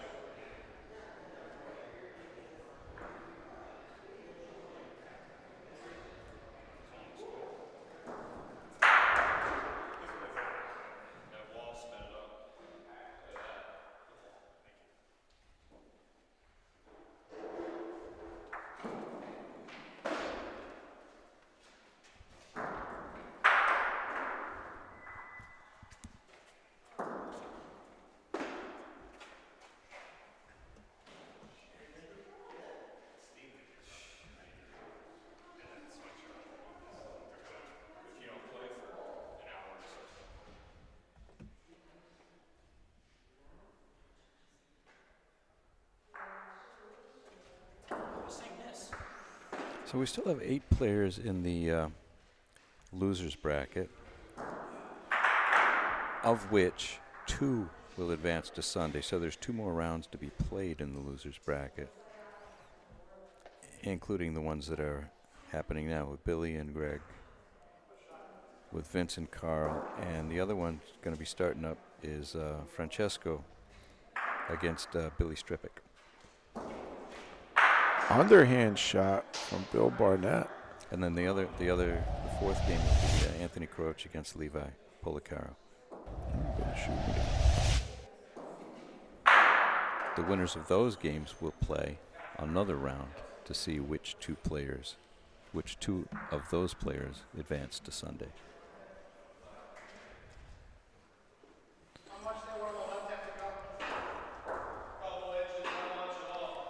Billy's sitting 1 point. Ball on the left there's got to move 2-3 inches to be in. He's rolling aggressive up towards it.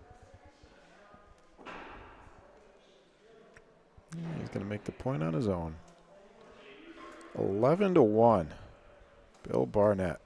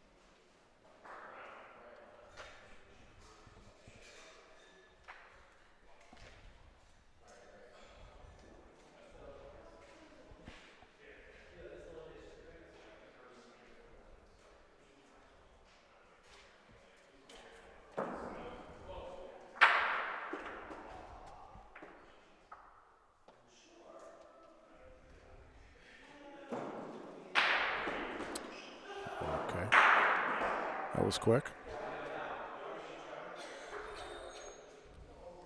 Kind of a desperation shot there from Greg. It's a great shot. Probably going to end up being too little too late.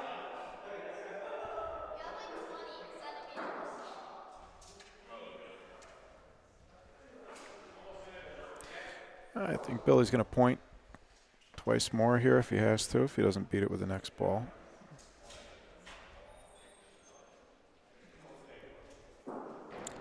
And Greg might have to try something real aggressive.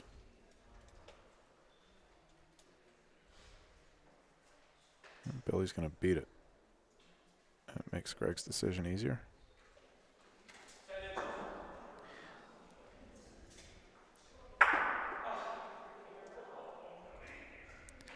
To keep his tournament hopes alive. Shooting his own balls. Did he catch Paulino? Dante says. Looks like it. Ball came across on the back and just dragged Paulino enough. Dante says it's at least one. Billy take a shot on ball. Paulino gets to Paulino, and he's going to give up 3.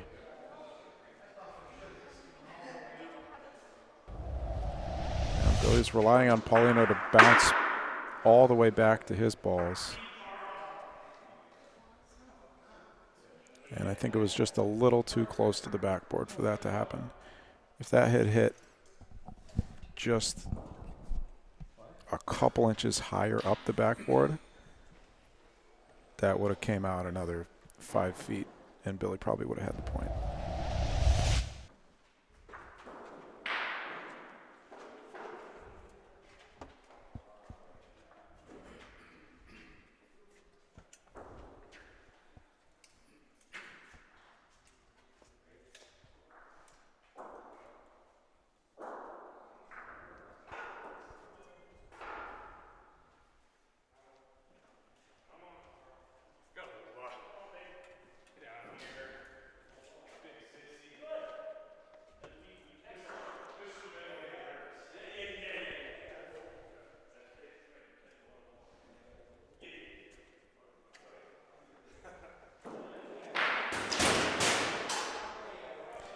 Out of the court.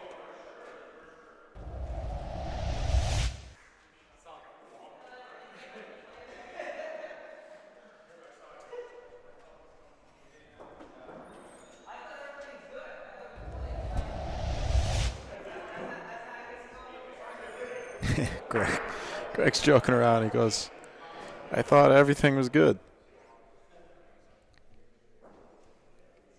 Where's the rule about it going behind the backboard?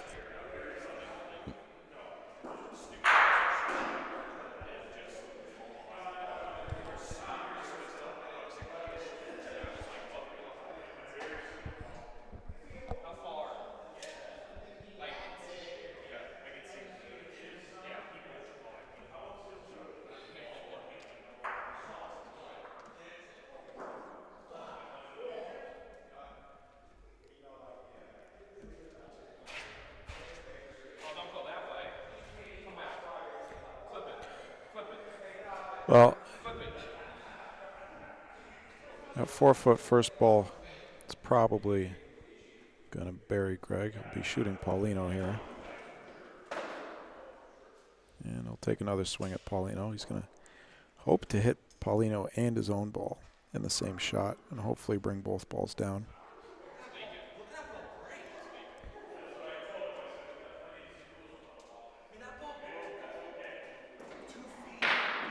Oh, just hopped over his own ball. Hopped over it, huh?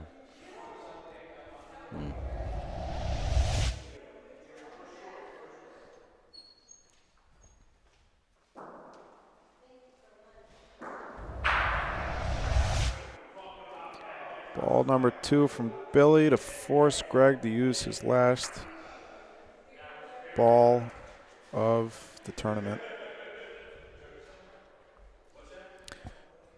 Gonna shoot Paulino again. Yep. Little Rondina. A little too much. Oh.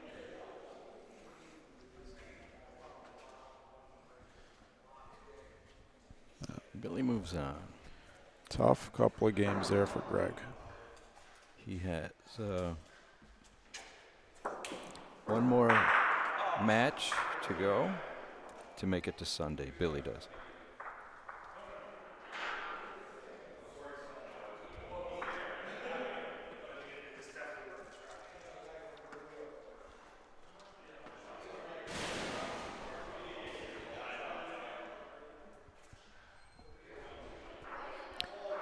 This game is 8-6. Carl Greenaway over Vince Weinbauer.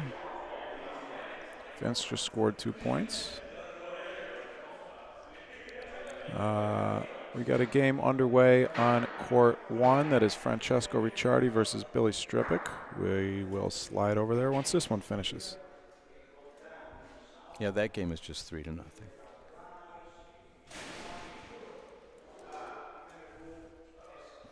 Reffing this game on the right side of your screen is Ava Della Croce, who very well represented the United States at the World Championships in France earlier this year.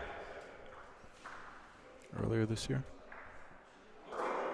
Well, not this calendar year. A few months ago.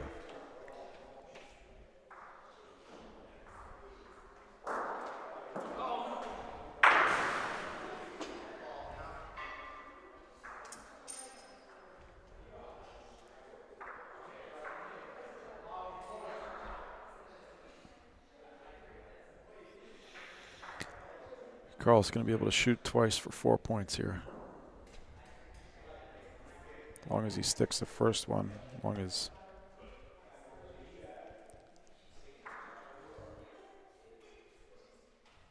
long as he doesn't get a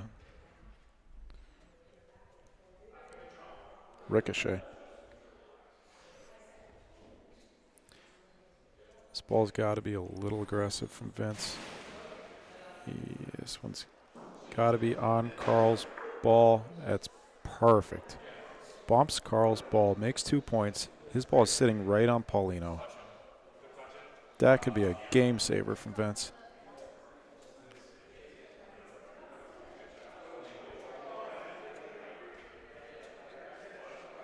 That was a perfect ball.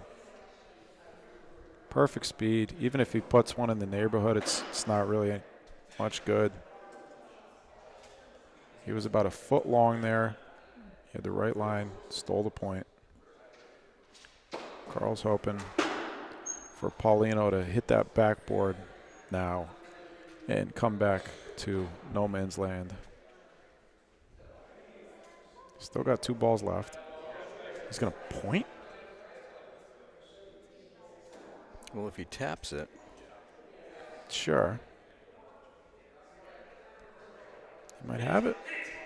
Well, he's got to try the same thing again now.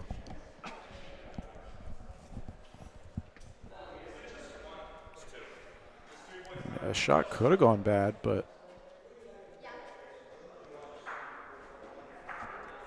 now he's got to be. Vince is sitting 2 points. Yeah. I don't know if he can go for the bump now. Yeah, he is. He's going for it. That's earlier. Wow. What a ball from Vince Weinbauer. Sometimes it only takes one great ball to change a frame, change a whole game.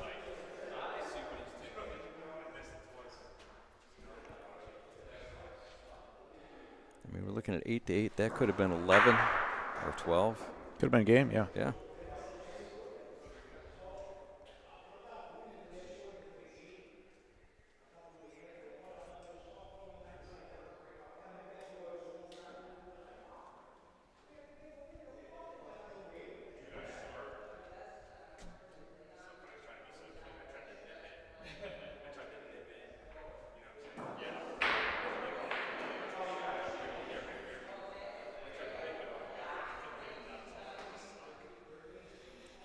Court 2 now. We got Croach versus Levi.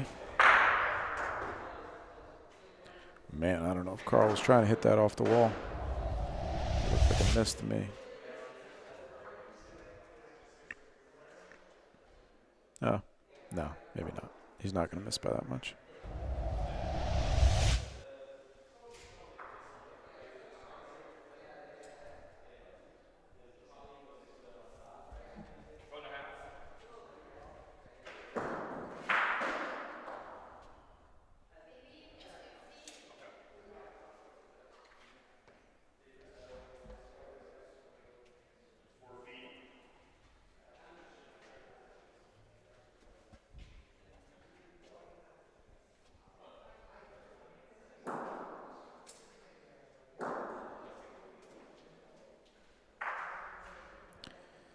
Carl won't be shooting this one off the wall.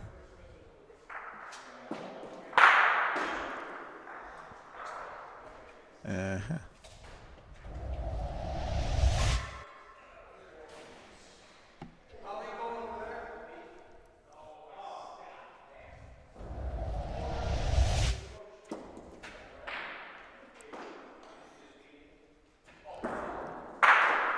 Two great shots. Vince is shooting Paulino all day there. One ball left for each player. Vince will point.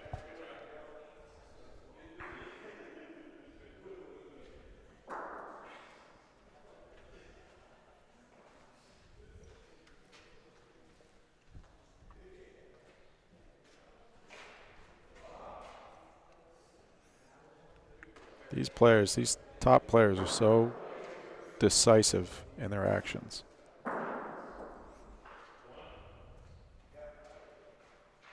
Taking very little time to figure out what they want to do. Carl's going to get 2. Carl sticks the ball for 2 points. Vince steps up, and before the replay is even finished, hits a Paulino, just squirts over to the wrong side of the court.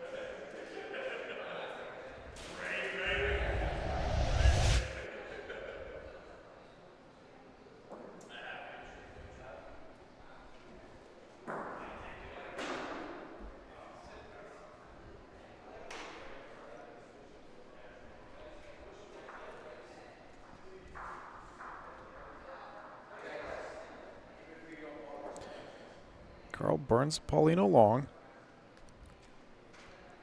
I think Vince is going to go short on the right board.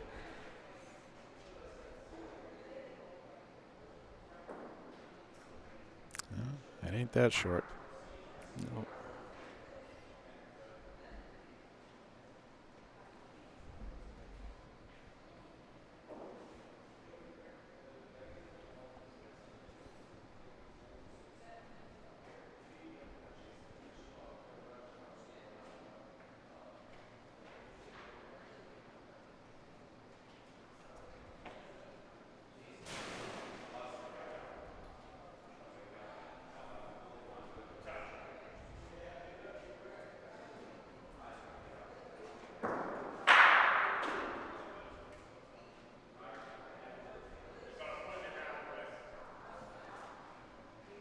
Vince is going to be right on Paulino.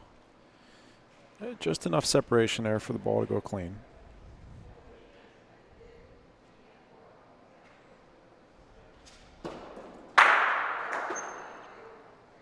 Carl's going to get it. Real nice lay. Got about a 14-inch point on the backboard. 10-8. Vince has ball advantage. I imagine Vince. He could look at that ball. So Carl's ball is sitting right on the backboard. If Vince wants, he could shoot his own ball on the left and hope to, because this ball's just going to come back in for point. If Vince, now it's still 2 balls to 2. I imagine Vince now uses his ball on the left with a little soft Rondina shot or maybe off the wall to push it in for point. What he could have done with the last one is if he had hit that left side of his own ball, it would have swept Carl's ball out, and Vince would have been sitting with a really good point. Here's a little Rondina shot, and it's going to work out pretty nicely. Carl's got a decision to make. Looks like he's already made it.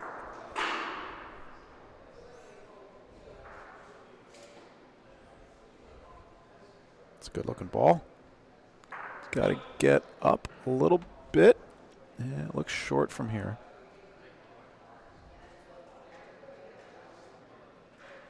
Took 1 point away. 1 ball left for each player. Vince is going to have the last ball of the frame. Carl's probably going to point again. This ball won't be short. But if he doesn't keep this one in the court, Vince might have a chance to shoot for 3 points.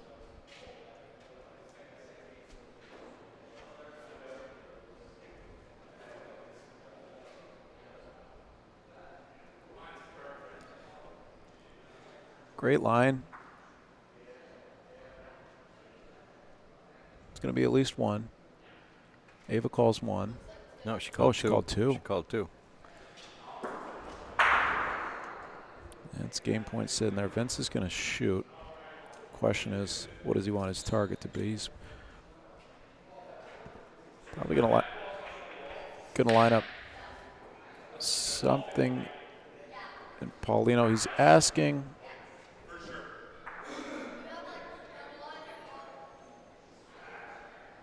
I'm not sure if he's asking about Paulino.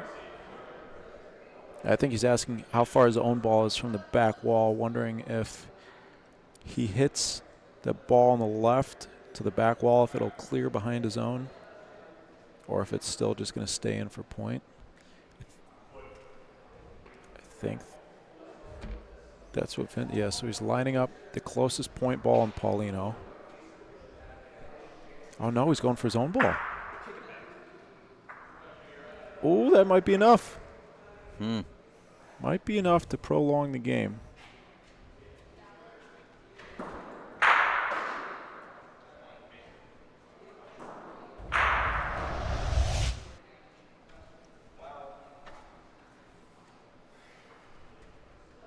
Yeah, just 1.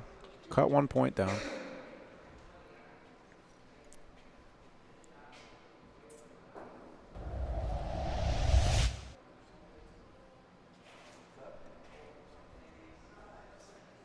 Oh, his ball came in. Wow.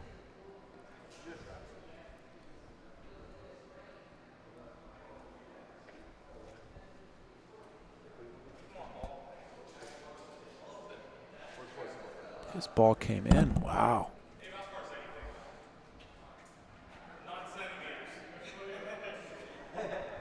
Less than 2 feet, 22 inches.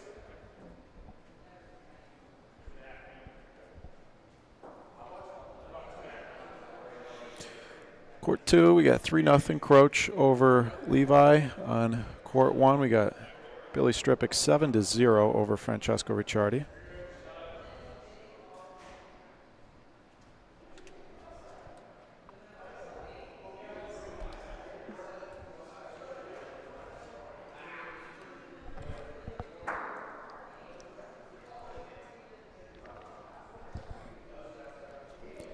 Coming up later this afternoon, we will have the GOAT himself, Mr. Boto, Jose Goto. Driving in from Lake Orion, Michigan, looking to defend his title for who knows how many times in a row.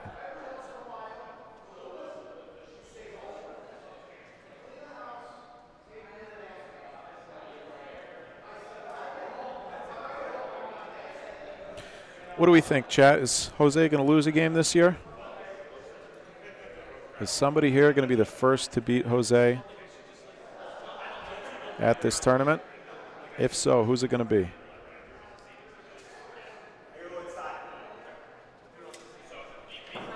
Our officials call a tie. Oh, no, he said inside. He said he's going inside. Yeah.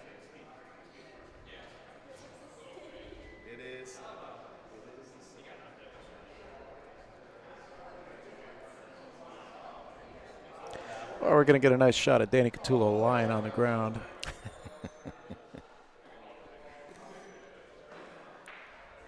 It's like a painting. Ava. Get out of the way, Ava.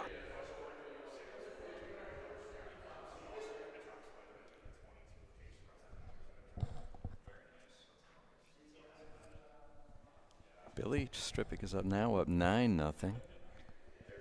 Croach is up 4-0.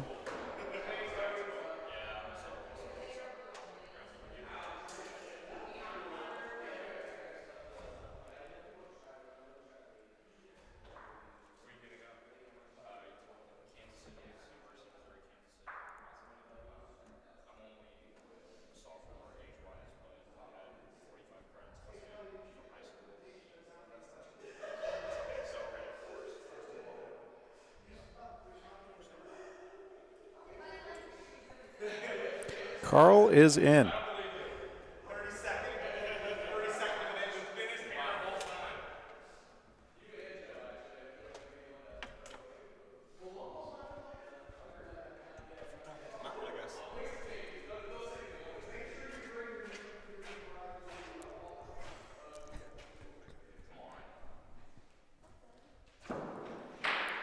It should be enough to make 2. Danny called it a 32nd of an inch.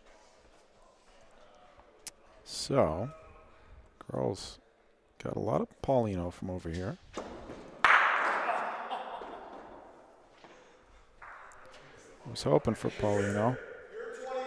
Missed it by probably about an inch.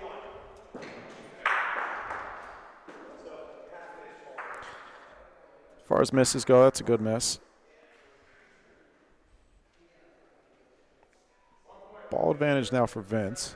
This ball is just going to make it, I think. Plenty of room to go clean. His ball's a touch behind mine, right?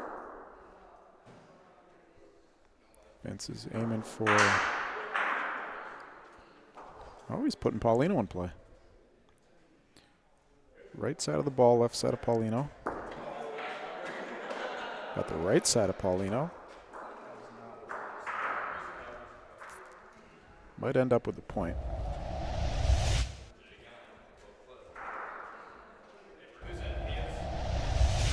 No, Carl's in. Well, Carl might have a chance to stick for the game here.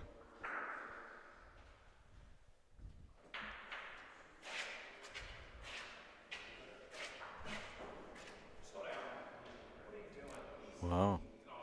Wow. Might be gone. That's gone. That's gone. Carl can roll for the game. Yeah. Here it comes. There it is.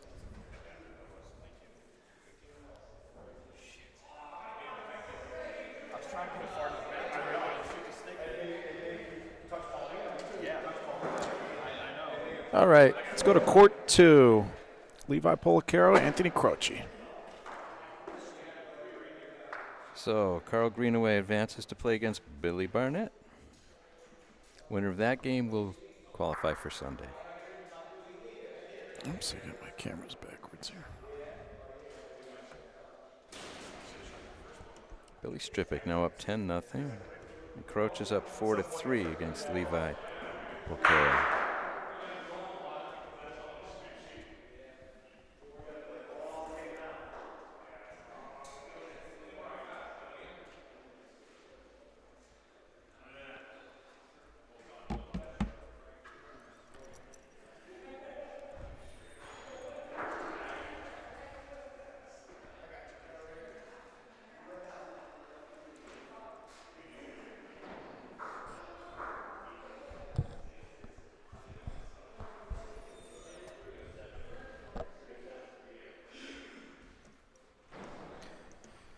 We will be live all night tonight, probably till about 1 or 2 a.m. again for the Saturday night bracket. And we will be back tomorrow, of course, for Championship Sunday. Tomorrow's broadcast probably start around 11 or noon. Last year we started earlier and we almost timed out. Our broadcast almost got cut off, so we don't want that to happen.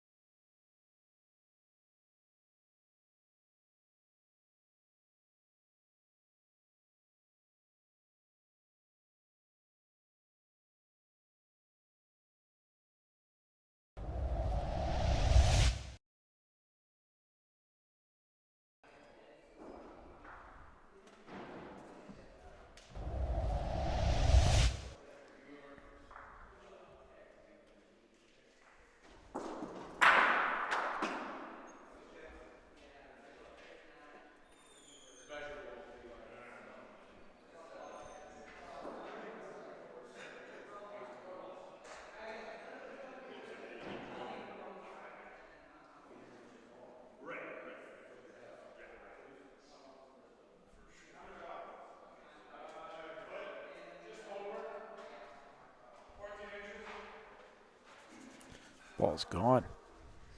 Way gone. 1, maybe 2 for Levi. All right. Tape measure re-enters the field of play. This time a little more gently.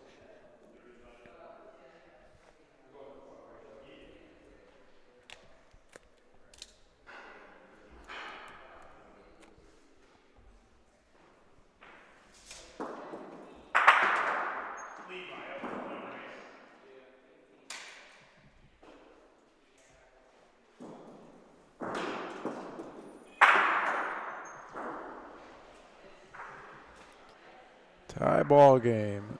10-2 over on court 1. Billy Stripic over Francesco Ricciardi. And on court 3, to try and enter Sunday undefeated, we've got Mike Paulillo versus Natale Scala.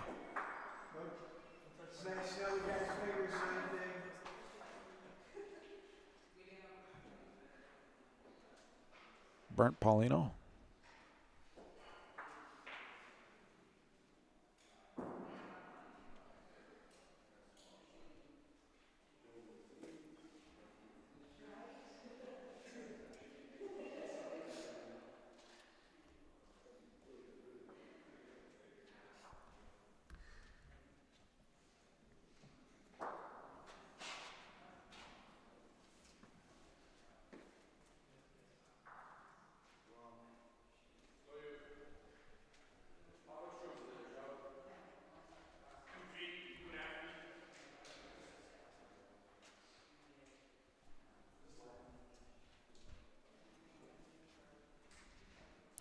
Looks like Billy's got balls back over on court 1 and maybe a chance to win.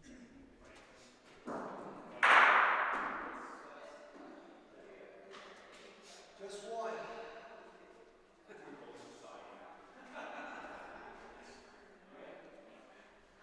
How much room is there, buddy? 2 feet? Something happened to make Billy shake his head.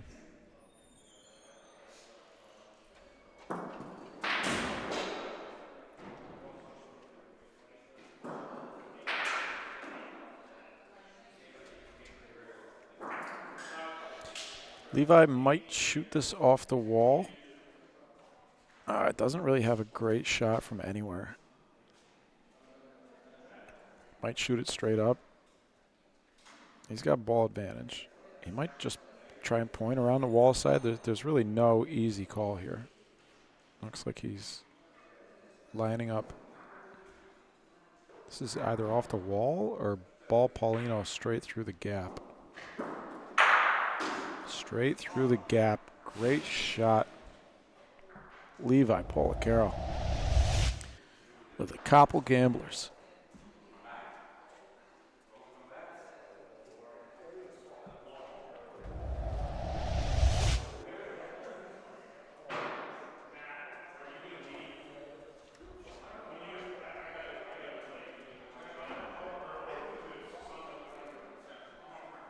Yeah, looks like Billy closed that one out on court 1. 12-2 over the vice president of the Ontario Bocce Association, Mr. Ricciardi. That was a loser's bracket game, so Billy moves on to play another, and Francesco will be headed back up north.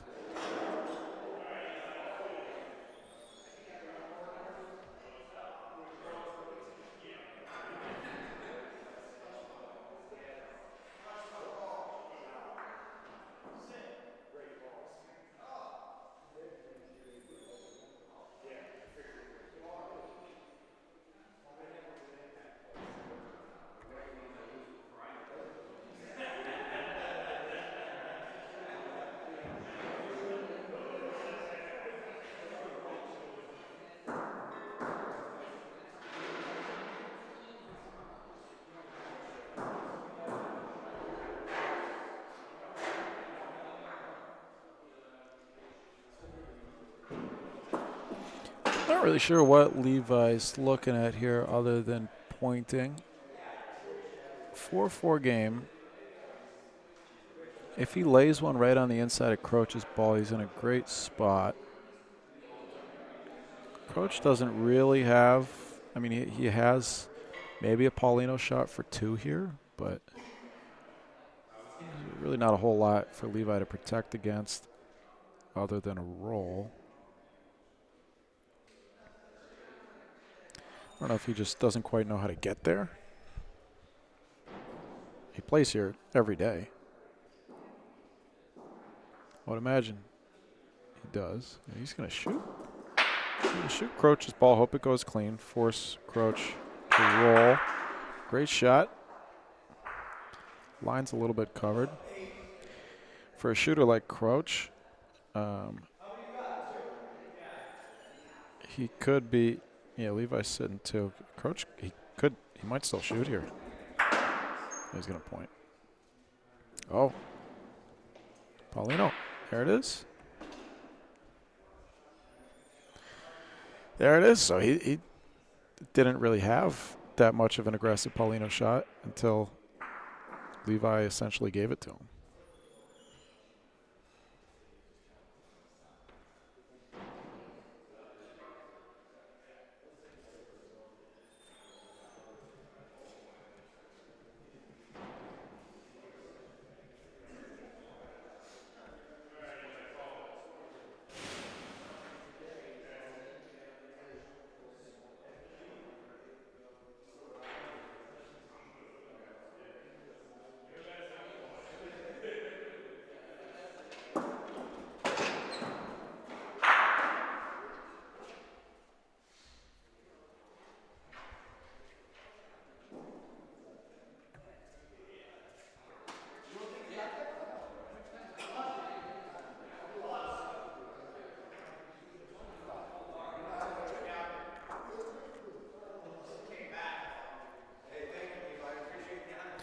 Up next on court 1, we got Eli Matic versus Joe Rogan.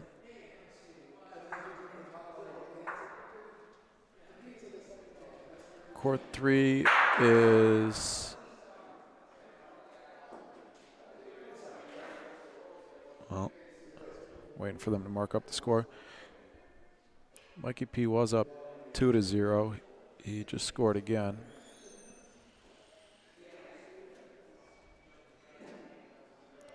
Yeah, it's going to be 2 points. So 4-0 Mike Paulillo so far over Natale Scala.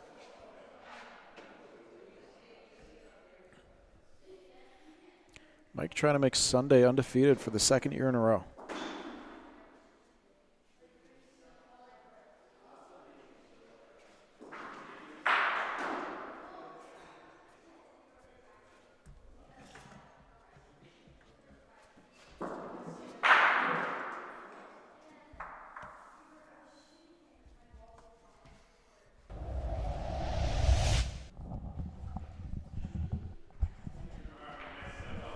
Levi is going to have 2 balls back and maybe a chance to shoot for 3.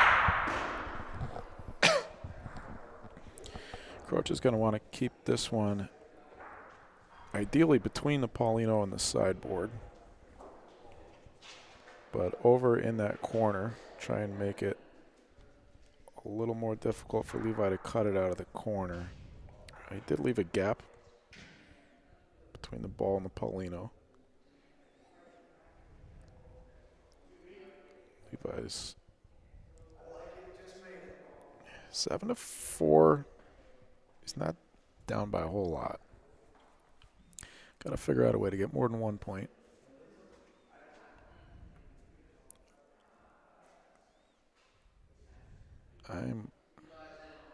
Looks like he's going to point.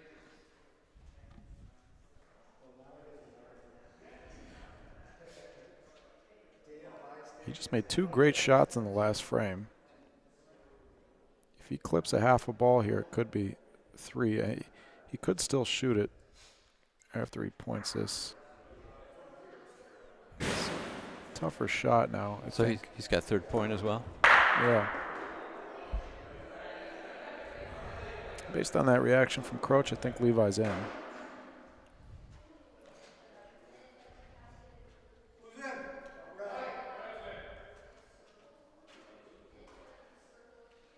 Ball's going to be short.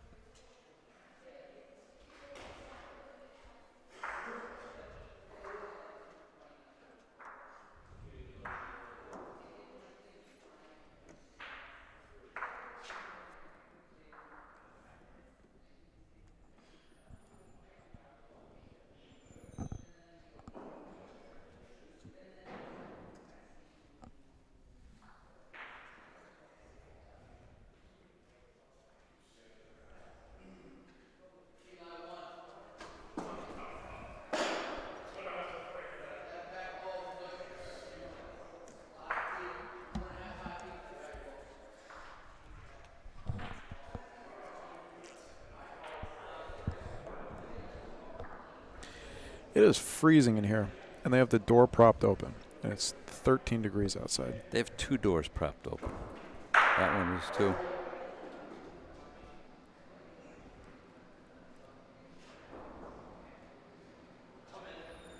Hopefully by next year they can get a door that they can just unlock instead of leaving open in the middle of January.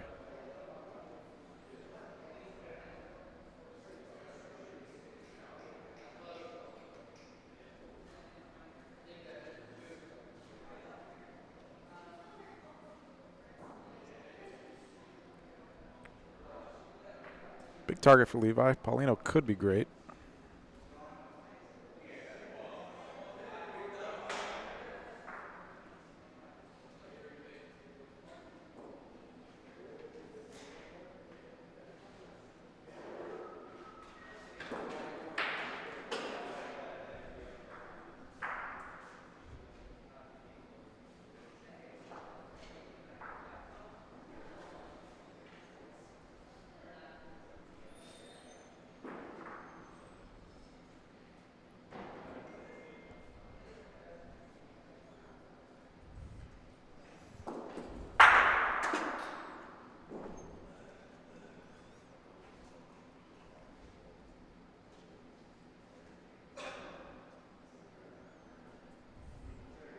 So the game here that we're watching is a loser's bracket game.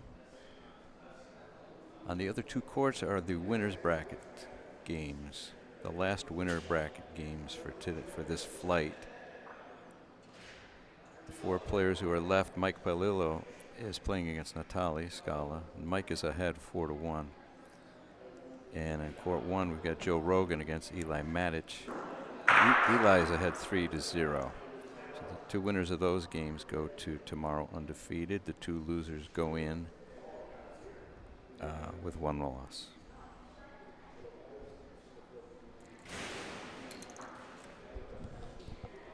How many rounds of play we got left here, Dad? We've got, well,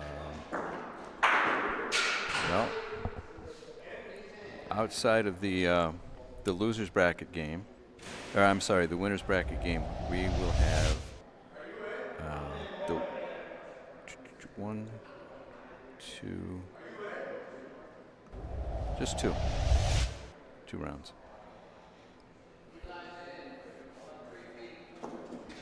What do you mean outside of it? How many games total? Total games? Besides the ones that are active. 1, 2, just 2. Besides the ones that are active. 2 games? Yep. Really? That's it? But it's 2 rounds? Well, I was counting the games that are going on now as 1 round. Oh, okay. But when this round is done, it's just 2 games in the losers bracket. 2 games that can run concurrently? Yes. Billy Barnett against Carl Greenaway, and Billy Strippick against the winner of the one we're watching, Anthony against Levi. So winner of this game plays Billy Strippick? Yes. The winner of this game plays Billy Strippick. It's going to be 2 for Levi. So it looks like we have a chance of maybe starting our afternoon flight on time, scheduled for 4 o'clock. Yeah, it's not bad. It's 2:15 now. I think it's going to happen.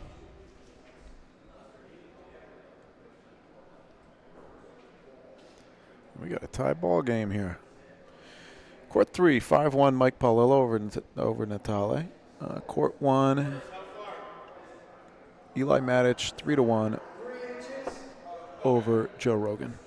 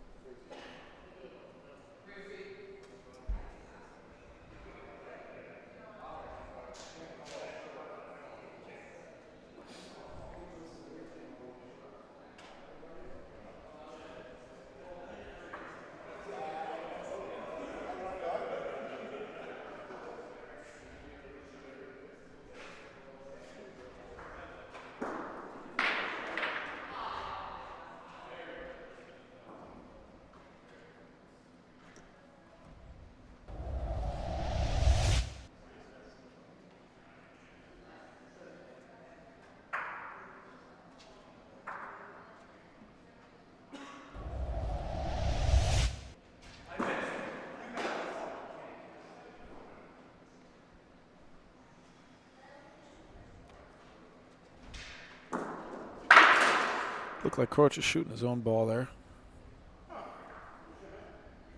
Can't get all the breaks, dude. Can't get all the breaks.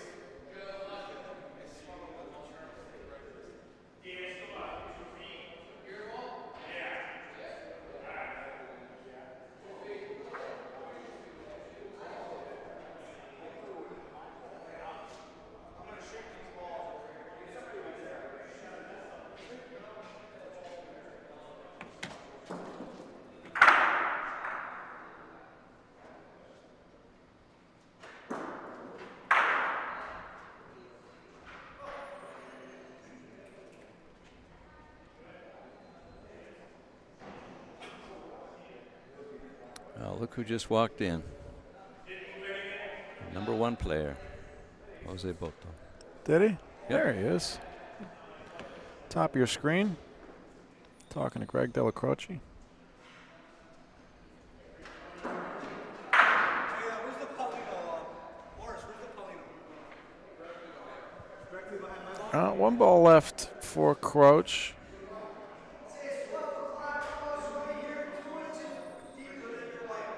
What about how far is the red one? Pretty close game here all the way.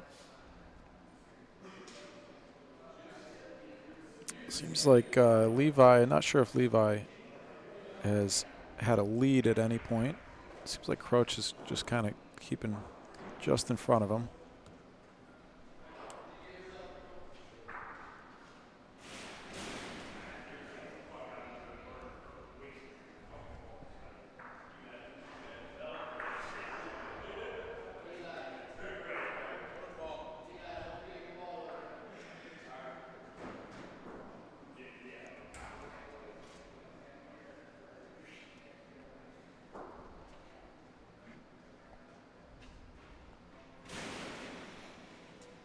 Jose's first opponent this evening will be, who is it? I forget. Will Hennessy?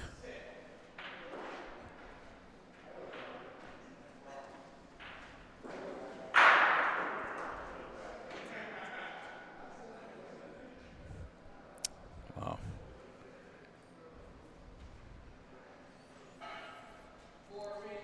Cousin Fiore would say, let's bring both of those balls back. Start again.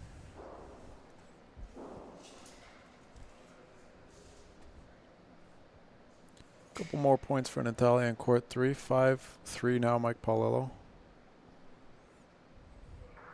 over Natale Scala. Court 1, Eli Matic 3, Joe Rogan 2.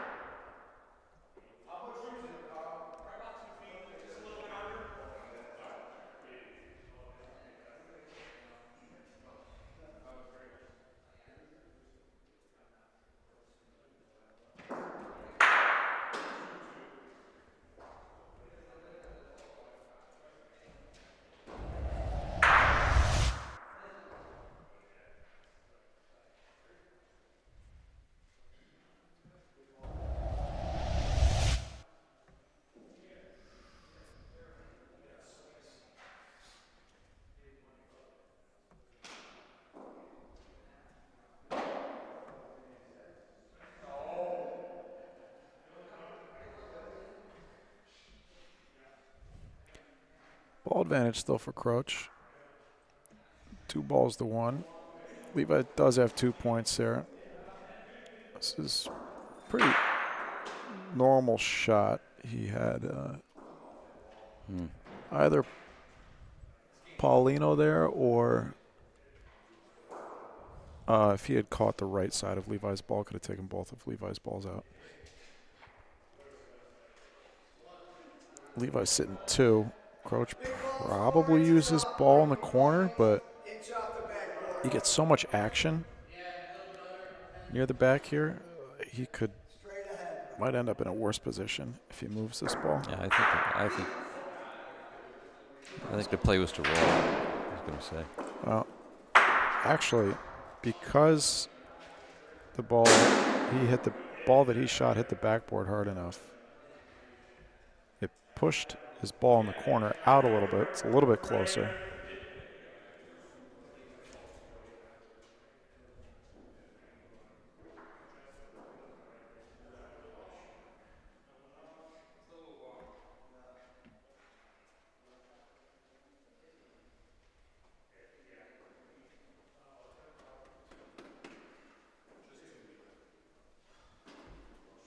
Two times, tie game again.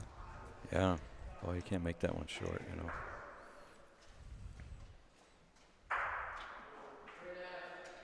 But what do I know? I'm sitting over here.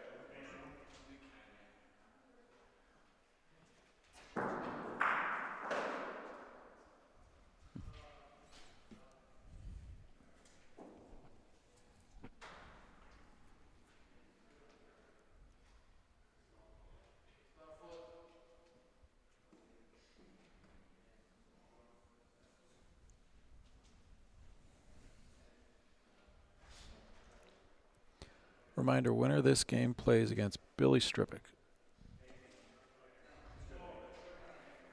That'll be to advance to Sunday. Ball advantage for Levi. Probably shoots this ball.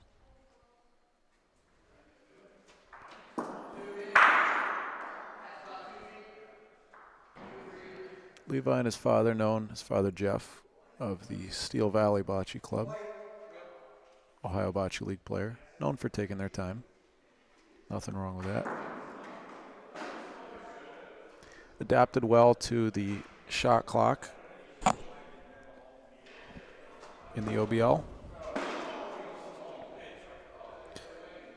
Levi probably rolls now.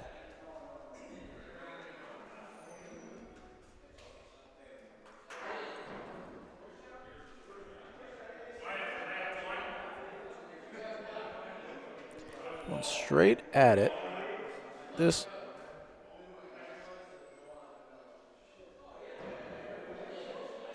Oh, that's close. One of you guys want to take a break? I can come in for you while you go eat. Either one of us.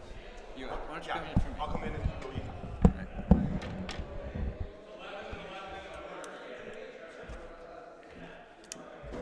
What do you want, Lou?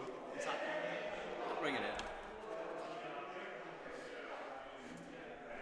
You want yours here?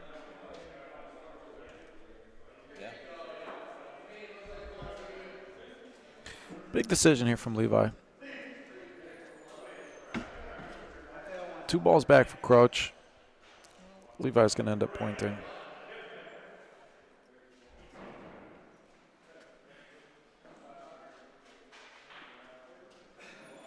maybe just deciding where he wants this ball.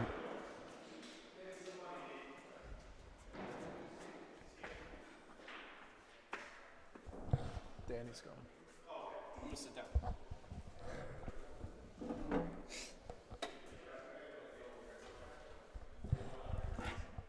I gotta go eat though, so That's what I'm waiting on. I need to kill 30 minutes. So just order.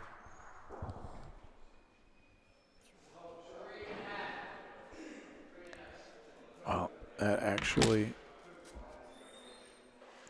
might not work out. Crouch has got a decision here now. He's probably gonna shoot Levi's front ball. Hope they both go. Hope he sticks around.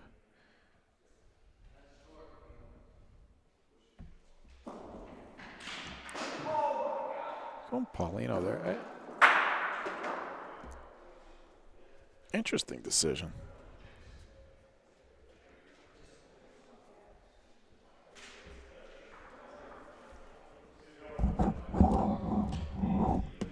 Now he's going to go for the balls. He could still get 2 out of this.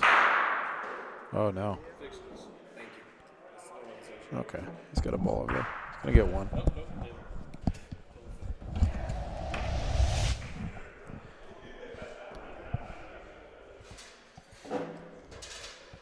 That was interesting because if he shoots Levi's balls here and they both go clean, it could still be a 3-point shot potentially. Paulino, of course, is a 3-point shot on its own. He just barely missed it. But he got the break. He scored. His first break? In his life? He Probably. doesn't get many. What's going on, Mike? How you doing, Danny? I'm fantastic. I love these games on the watertight court. Joe Palumbo made it back. Owner-operator of Watertight Roofing. Well, he pissed himself. He pissed himself? No, pissed at himself. Bumped up Croach even better.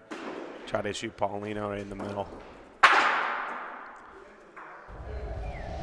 One of those annoying ones where you know Paulino's better. Still would like to at least hit ball.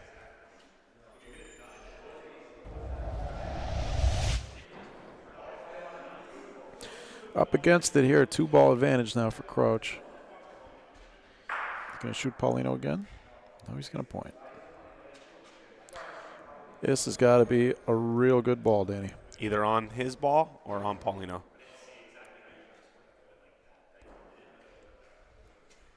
It's going to be short. Doesn't even give it a shot.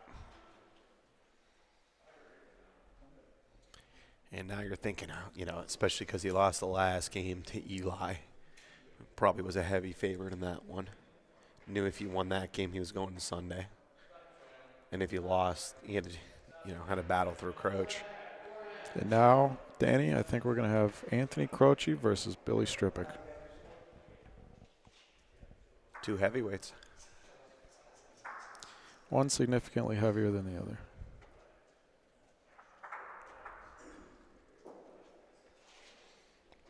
In a good way. Mm-hmm. Anthony Croce holds on. 12-9, he will advance to face Billy Strippick, and I will advance to face this Caesar salad.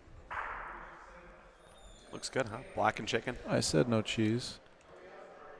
Oh, Uncle Mario doesn't read English. Just So on principle. he just refuses to, so. That request didn't mean much to him. Well, thanks, Mario.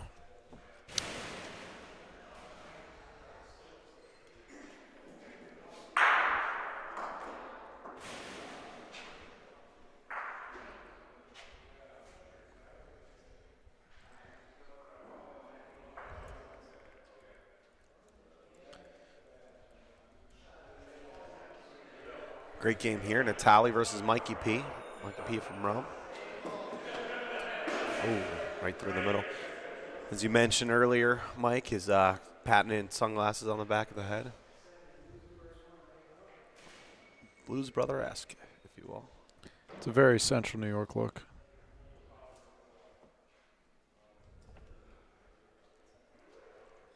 Low Money is the court assistant. Morris Tuttle. That's a good ball right there.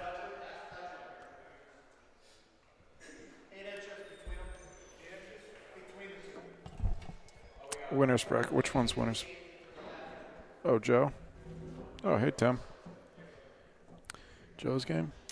This game is further along. We'll go over to that winners bracket game after this one.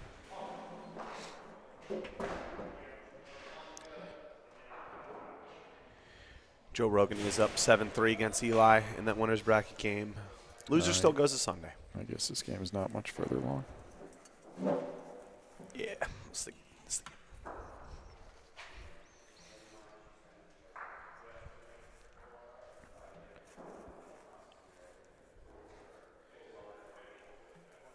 I just, it was 2-1 balls. Yeah, your ball can go, but you can end up staying too. Especially with it being so short, Natalie could have stuck there. I didn't like 2 rolls at this. And now you have it open for Mikey to get 2. Oh, that hit something. That hit something really weird off the wall.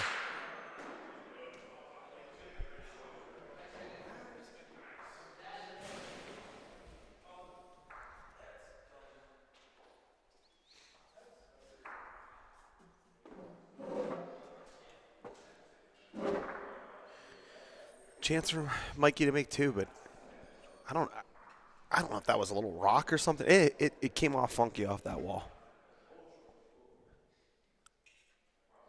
All right, here comes Mike.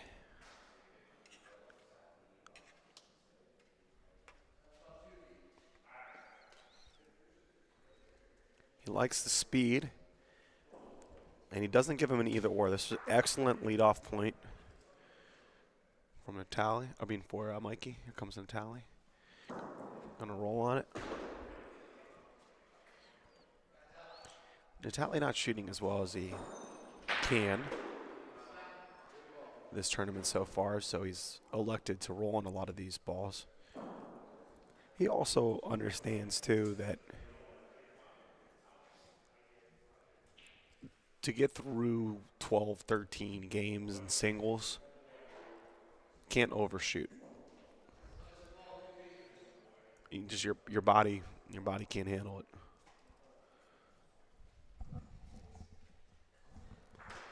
Nice close measurement here.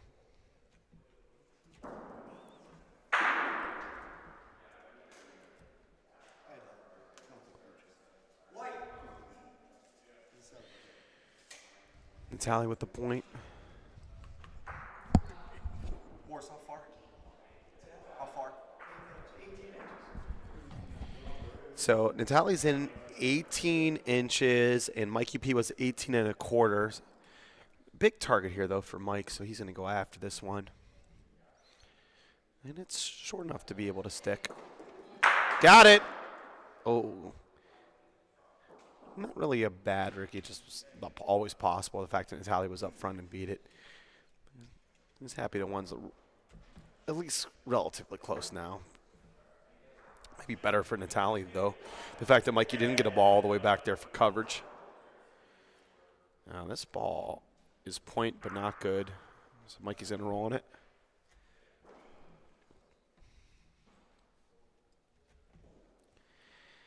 Mikey Piolo.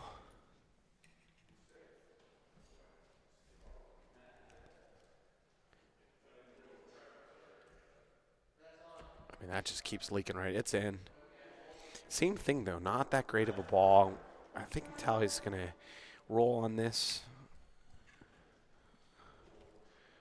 They're saying not in.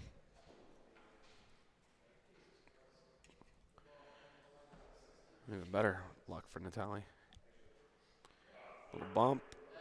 Just makes the one. Does tuck a little bit, but easy shot. And again, Mikey P, without that coverage on the back wall, you said he got a good Ricky, the fact that it ran into the other ball and stayed up a little bit, but actually it ended up being a bad one. There's a play here for Natali. Just hit Paulino. Hits Paulino. Somehow comes back up to his own ball. And he went from a bad break, the fact that Paulino didn't go back to his own ball, to a really darn good break. And we have a 9-6 game.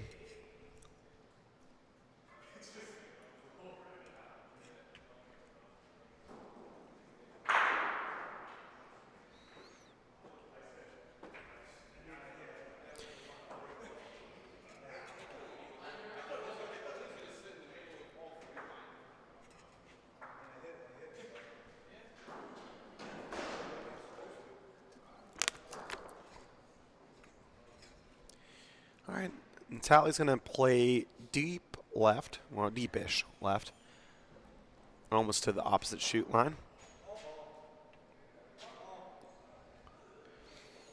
This ball looks a little fast,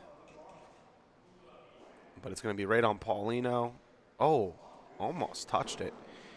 About 1.5 feet behind. Mikey's going to roll on this, yeah. Got it. Comes Mikey. Mikey P, a little heavy. Doesn't stay on the ball. He will take the result. And Natali's most likely going to be the same thing. Just roll right on it. This is more of a center line. He doesn't want to come off the wall too much. Did he give it enough? No. Short. Not a chance. I mean, he had the entire wall side to lay on either Paulino or Mikey's back wall. It almost looked like he was just trying to get a finesse point right on the Paulino. Now this is a more aggressive line. And that'll work. Great ball. All right, so if this was a local club player, they would be shooting this off the wall. But Mikey's not, so he doesn't know probably where to get it, so he's going to go straight. He goes Paulino only, and he will take that result. Great shot by Mikey P.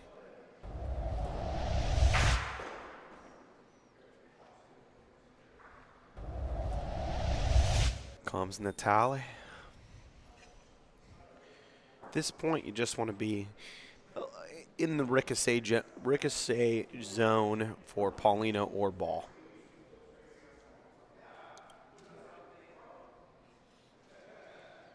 And he is. He's in both.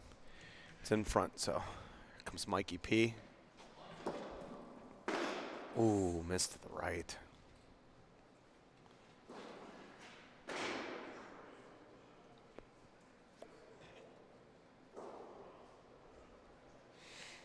Needs to regroup, make the shot. Got it. Just the one. 9-7.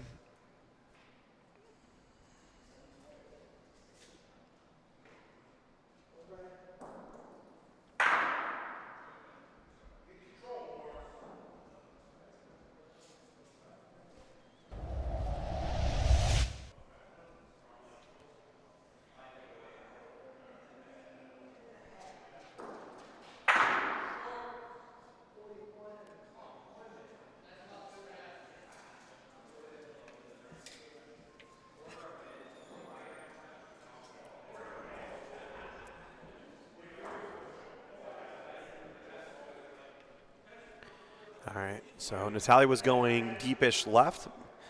Mikey's going deepish right. Mikey P. from Rome, New York.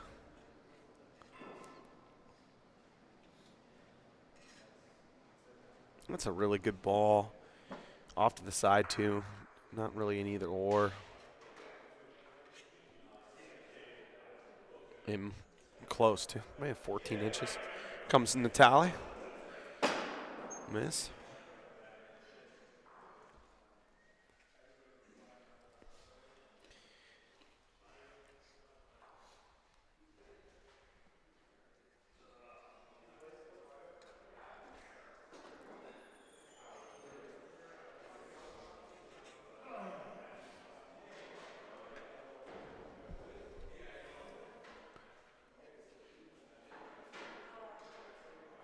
Great ball. Beats it.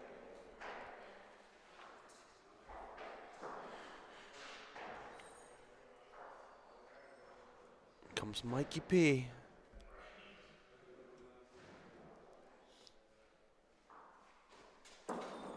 Got it! Mikey P.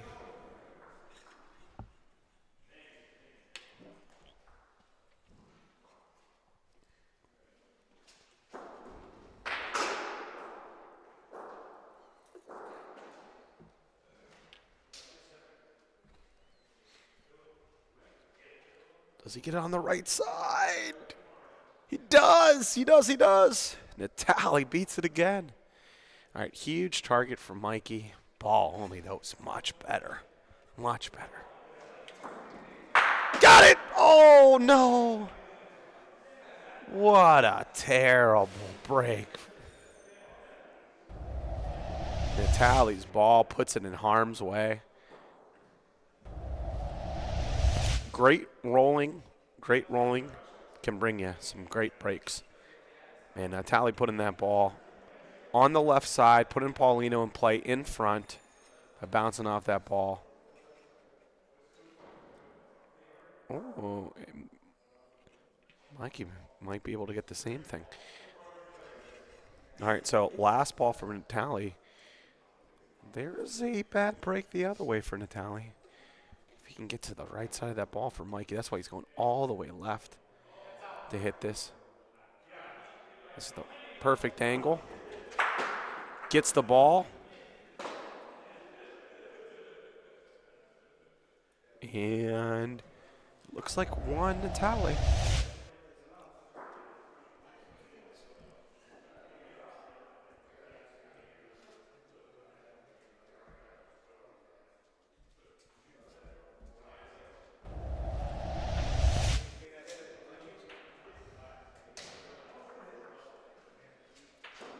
All right, 10-7 Natali.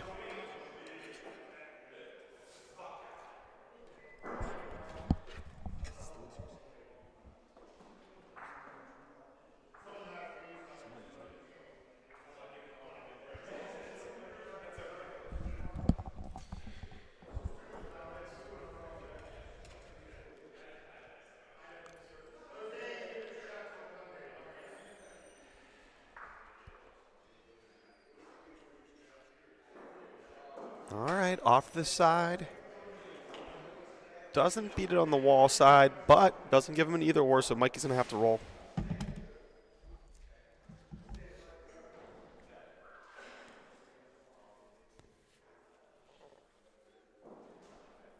This ball will work. Goes slightly behind Paulino. Great ball by Mikey P. That's what you got to do. You got to roll your way out of it. Here comes Natali.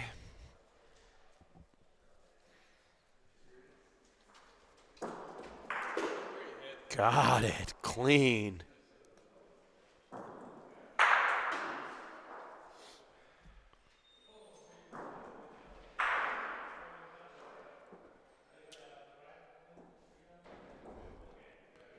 Mikey P trying to throw it right back. This one's a little more speed. Needs to touch the Paulino does. He'll take that one. So they gave enough breaks out in the world. Deserve to take one. Here comes Natali. Mikey in that Pauline, though, he made his other ball a little better. Let's see if Natali can hit it clean. Got it on the right side. And Mikey P got to keep on beating that ball if they're the right. I just dominated that salad. Mike won. Might pay. Salad 0. Yeah, might pay for it later, but good to start off the day with a win. This ball is in Rome. Yeah, ball's halfway back to I-90. Ball just took that was that little rondine at the end. That was the on-ramp to Natali's Route ball 11. wasn't good. It wasn't very good. But it was just like an annoying ball that you have to beat 4 times. You have to concentrate and beat 4 times. So hard to do. Especially for hitters. You know, like your piece, second hitter, typically on a 4-person walk team.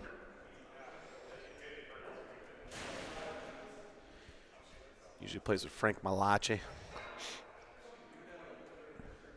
There's the ball he wanted. Wow. I'll tell you what, though, that's a great, great ball. This could work out real well for Mike, and Natalia knows that he's going to come take a look. I think Natalia's going to roll on this. You? Oops. That's not the right court. 10-7. You might be right.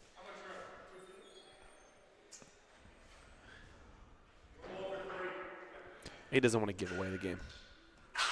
Mr. Boto looking on. The present and the future of American bocce, North American bocce. 3 of them back there. Nico, Jose, and Matt Lipa from Canada.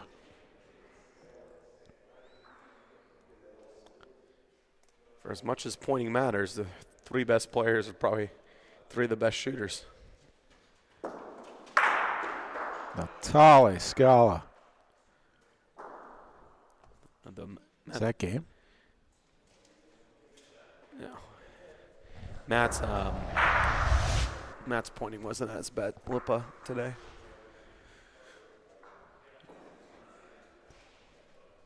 Huh? Matt's pointing wasn't at his best today. Lipa.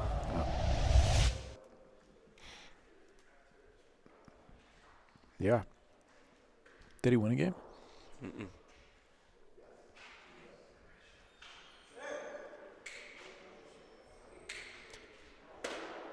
Here comes the snaps.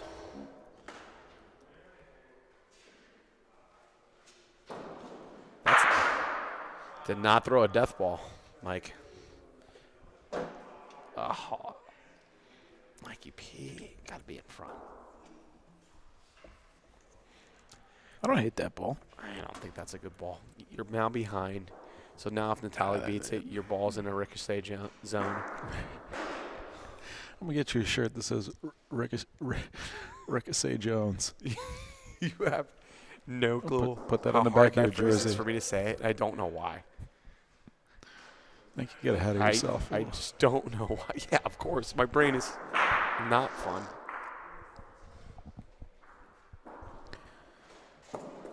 Got it! And there you go. In the ricochet, Jones. Ricochet Jones rears his ugly head. I told you. I told you.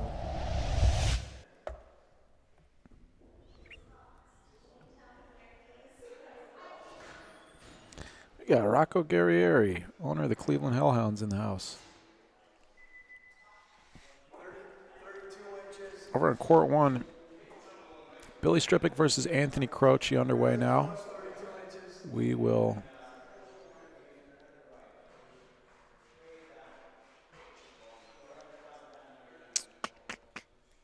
we'll see where that game is at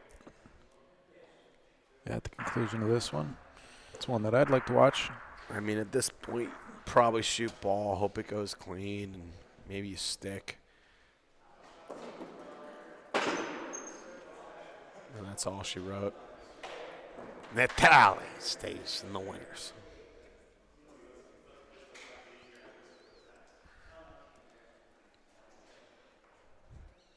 All right, chat.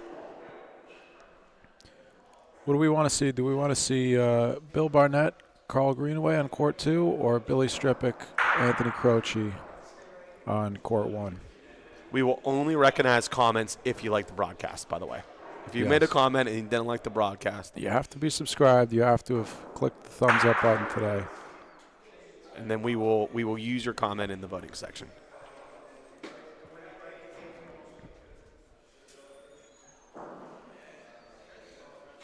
(4-3) right now, Carl versus Bill.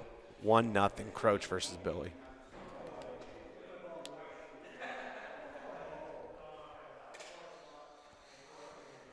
Do, do, do, do, do, do.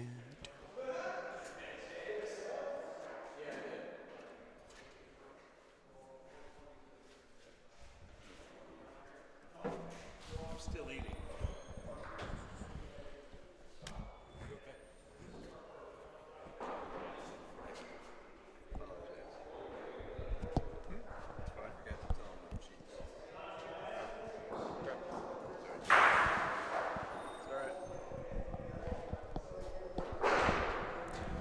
Now we know the real culprit.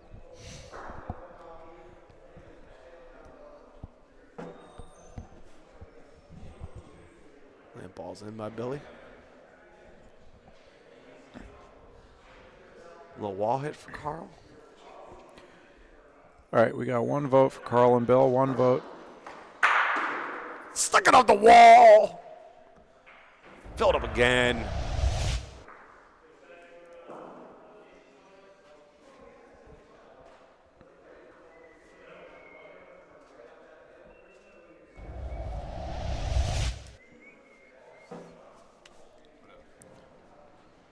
What up, Coach? 2-2. Oh, 3-2.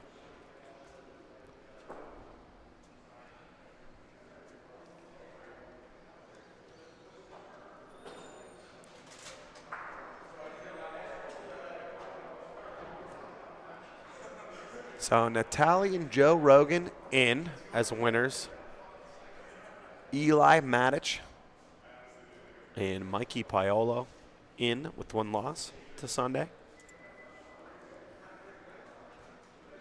Are both these matchups, Mike? I don't have that score, Julio. I'm sorry, I don't have my phone.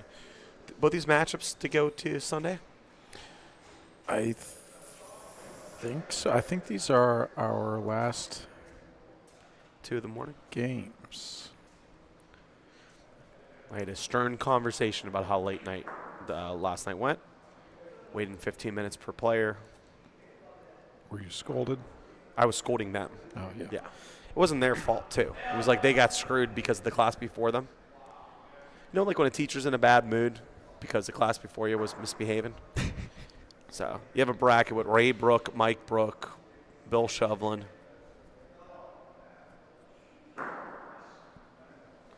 There were some beverages that were being I drank. was going to say, a lot of those players were really getting after it last night. They were, and we couldn't find them. Like, I'm watching the broadcast, and for 15 minutes, Sarah was looking at Ray but not telling him to come over. It's like, Rock. How you doing? what's up, Rock? Congratulations. Yep. 9 pounds, 1 ounce. 22 inches. 22 inches. Dante DeLisio, Oh, yeah? if you're listening in, congratulations. Second boy, Dominic. Congrats, Rock. So Rock DeLisio's father just came in. GM of the club. Coming in on some official business. Here comes Carl. Got Paulino. Yeah, let's check score, Julio.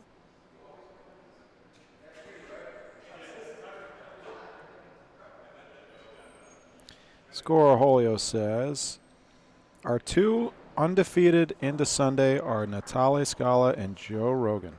Mm-hmm. And, yep, these 2 games are for the final 2 1-loss spots going into Sunday for this bracket. What a battle we're going to have on this center court here.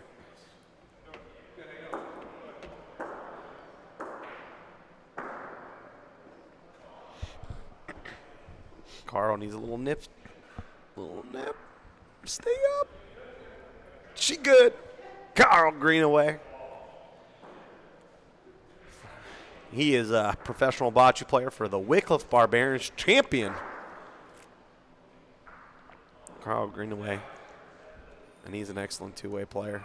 But we, of course, put the Maloich on him. Only 1 for Carl. Something's got to give here for Billy. Carl Greenaway out of Cleveland, Ohio. Bill Barnett out of Seneca Falls, New York, and the SMS Lodge.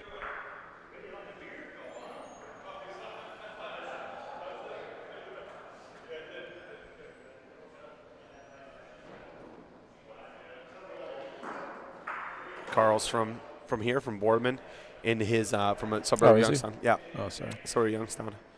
His daughter, excellent bowler, full ride to Youngstown State University, and already getting a bunch of accolades.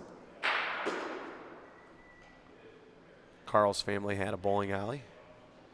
on his wife's side, an unreal little Middle Eastern deli. Middle Eastern deli. Yeah, Gassain's.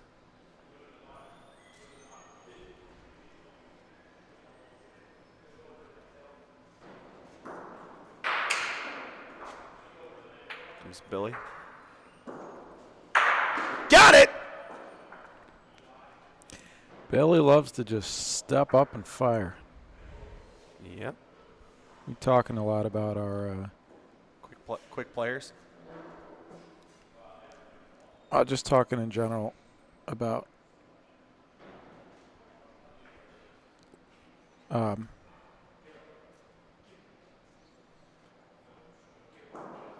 everybody's.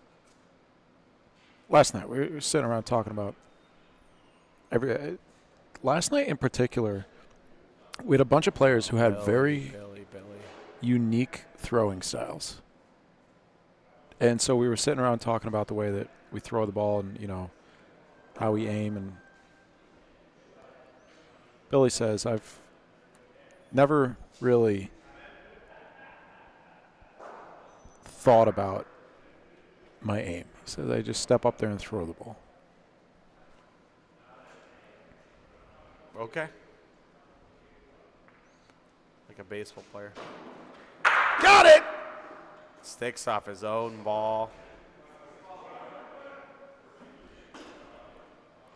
4-0 Croach in court 1. No. Yes. Not a, Carl didn't get a bad break there, right? Or a good break.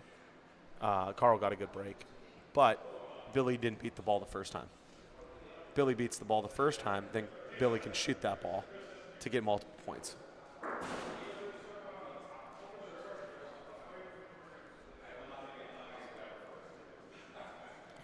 Good rolling can get you some good breaks.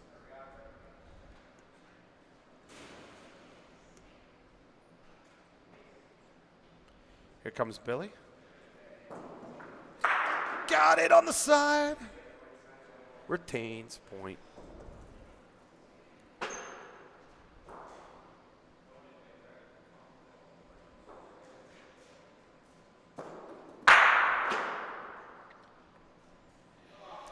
Games to 12 can be unforgiving, but still a ways to go in this one.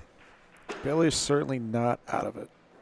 So Carl's won 2 of the biggest tournaments. He's won MVR. He's won Molisani Summer.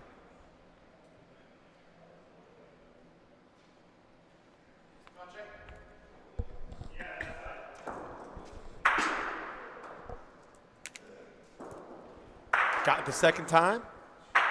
And the Paulino just trickles.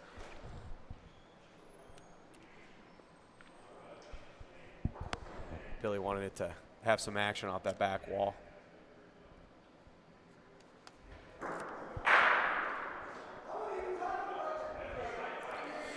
Well, Billy will Think just you do. roll here, I think.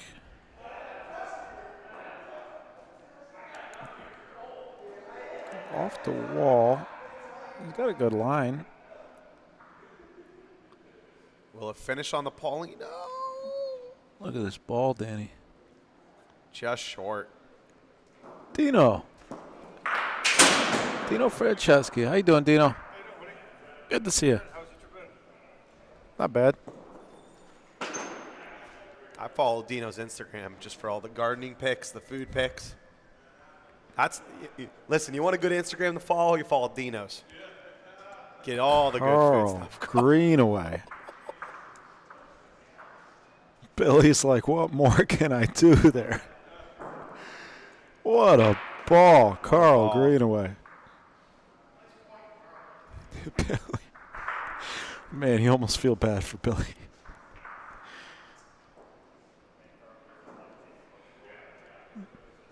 Very sportsmanlike. Congratulates Carl on the nice point, but understandable frustration. I mean, Billy rolls an 8-inch point right up front to try and block Carl, and Carl somehow finds a way.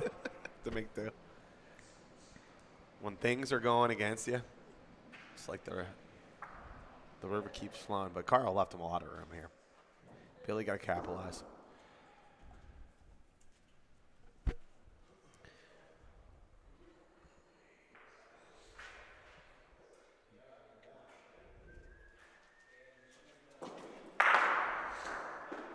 This ball's okay.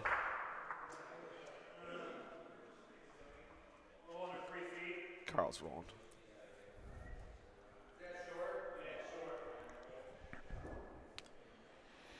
Carl's been in some finals in the best of the best against Jose.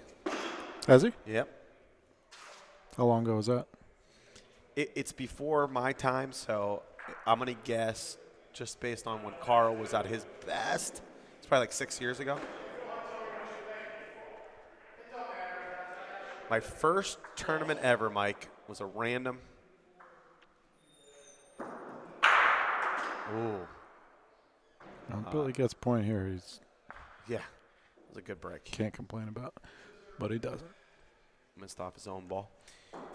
But it worked. Got the point ball out. First ever tournament, random ABCD tournament. So there was A players, B players, C players, and D. I had just graduated high school, was a D player in the tournament. Never really played bocce before. And I got paired up with Carl Greenaway and won the tournament. 1 for 1. And have not won a open tournament since. You should have quit while you were ahead. But I'm back with Carl for the first time at the Gentile tournament here, the Nick Gentile Memorial Tournament, which is the big 4-person tournament, Lorenzino's. Is your defending champ right here, Mr. Barnett.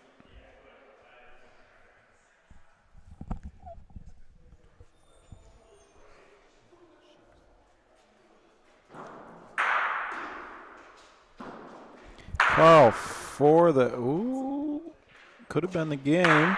Billy might get a couple out of this. Billy might get 3.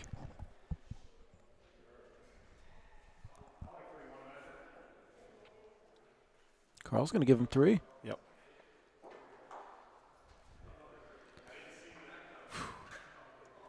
Okay. And that shot that Billy hit into his own ball, that ended up working. Got him back ahead. I like to say breaks go both ways, Mike. I like to hope breaks go both ways. You hope over the course of time that would be the case. 7-0 Anthony Croce on court 1 over Billy Stripic. These are our final 2 games of the morning bracket. Winners will go into Sunday with 1 loss, and then we will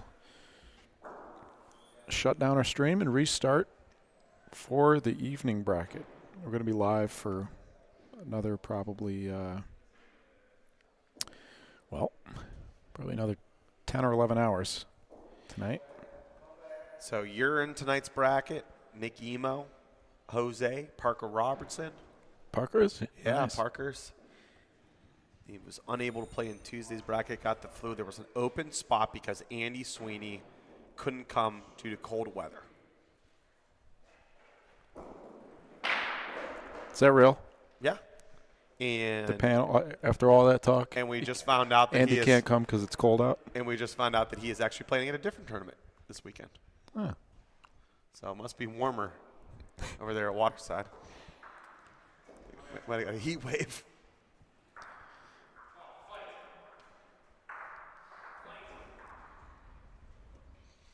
Love Andy Sweeney. I've known him since I was a kid, since I started playing. Andy, did you just see the list of names and decide it was going to be too cold? It seems like it. If I had to go up against you and Parker, I'd be scared too. This ball's trucking. Little bank. Last year we had How did it get between those? at least 3 of the top 10. I would have to look at the list. At least 3 of the top 10 were from the Saturday night bracket. Yeah, they all played Saturday night last year too. That's what I'm saying. Last year, top 2 Yep. Jose and Nick were Saturday night. They're Saturday night again. I was 9th. I was Saturday night. And Nick Saturday Cap. night again. Nick Cap was in there. Nick Cap. So Yep. 4. So at least 4 of the top 10. Saturday night tends to be the toughest bracket. Well, just depends on which pod you're in, too, though. Right. The draw is Because big. The draw is big.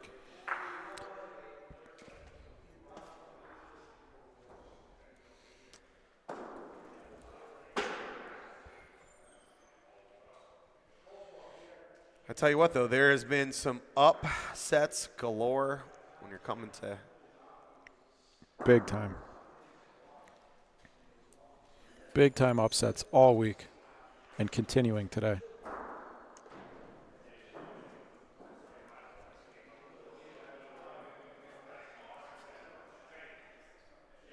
Croach up 10-0 against Billy. Billy just glanced over here when he said that. Yep. I have a voice that carries, they say. I almost lost it last night. Don't do that.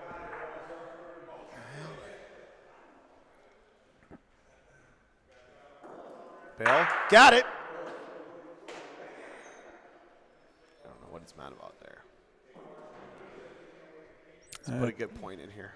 I think he's hoping to make the point and have a chance to shoot for 4 maybe, or at least 2 or 3.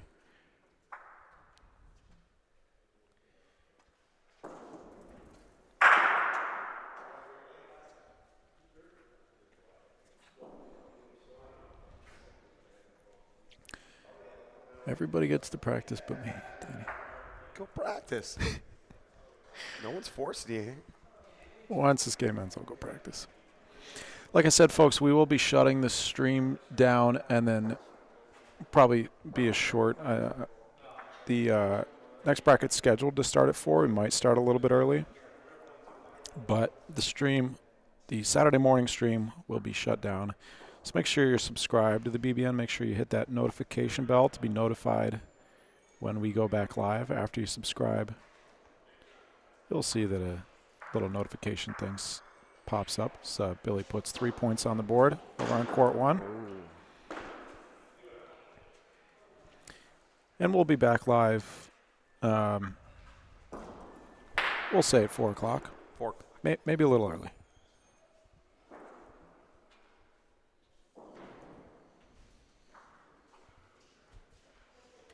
4 Eastern, that is. EST. I've never lived in another time zone before, Danny. Till now. Now you're in Central. I am. Just a Midwestern guy. Just your average Midwestern guy. Billy B, 11-8. This game is sneaky close. He's in the he's in the red zone. Mikey P, what's up? Thanks for joining the booth. Thanks, fellas, for having me. How we doing? Fantastic. Good run there. Thank you. Making Sunday. Sure you wish it was on the winner's side, but I sure do. you made it. That was a tough game. Both made shots and just made a couple more than me. It's all it takes sometimes. Mm-hmm.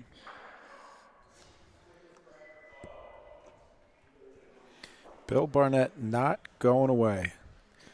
Real short Paulino, though. This is essentially challenging call. And there could be the win right here. That's the win for Billy. And now I have a shot at it. All right. Not this ball, but next ball, I'm not even giving him a chance. I'm not even putting it in pie Paulino. I feel like this is such an even game between. Like, they have very similar playing styles. Yep. Both great shooters don't want to roll. They did. And they both somehow beat like 4-inch points. Billy's got a decision. It's a shoot ball. Shoot, shoot, shoot. Croach shooting at the same time over on the other court. Ian and Jimmy coming out yelling about pizza. Got it. There he is. Hung around. There he is. There's 2. All right, so here's where I'm playing this ball. Deep left on their own on the ball here. Who cares? Roll for 2. Take them. Take them. I agree. Because if not, you have to be on Paulino. Tyler did that in our game. He's going to hope that Billy misses. No, he did not. He could lose the game. Put Paulino in play a little bit. Got it. Oh, not enough. Not And enough. brings that other ball in. Yeah, and that might just do it for Billy. Roll on Paulino, or you like shooting Paulino? That is so hard to do. Hit 4 balls in a row solid. Got it. Paulino? Got And he Paulino. brought it right to that ball. Bill Barnett, what a shot. And he might have a couple here. Yeah, Carl with the ball here. This is a ball I expect Carl to beat. Croach beat Billy. Can Carl beat Billy Barnett at the same time? Go side wall. I think so, Danny. Yep, they're shaking. And that's all she wrote. Good game. Good run for Billy Barnett after losing his first one. Good run for Billy, but Croach and Carl have made it through. Bill Barnett, last year's 5th place finisher, I believe. Yep. Well, fellas, scooch in here. Thank you, everybody, Looking booth. Tell you Yeah, how great much. looking Brew. for joining us. We just wrapped up our 5th of 6 flights, qualifying flights. We are going to get on to our 6th and final qualifying flight, the Saturday night flight, featuring, of course, the great Jose, the Goto Boto. Yep. And the best 13-year-old in the country, Parker Robertson. So I'm excited to see that. Yeah. I've seen him play online. we're going to cut the Saturday morning stream here, and we'll be back in 48 minutes with the Saturday afternoon bracket. If you're not subscribed, please subscribe. Please. Carl is sweating, huh? Yeah. I think he's saying he's lucky he didn't have a heart attack. If you're not subscribed, please subscribe to the BBN. Please click that thumbs up button for us. And hit the notification bell so that you're notified when we do come back live. In the meantime, BocceBroadcast.network is a website. Everything is linked through there. You can find out more information about the Ohio Bocce League, the Chicago Bocce League, the Empire Cup in New York, all that good stuff. So for everybody here at Lorenzino's Bocce Club in Youngstown, Ohio, we will see you in 47 minutes. And until then, you take it easy. I don't know if this button is going to work. It does work.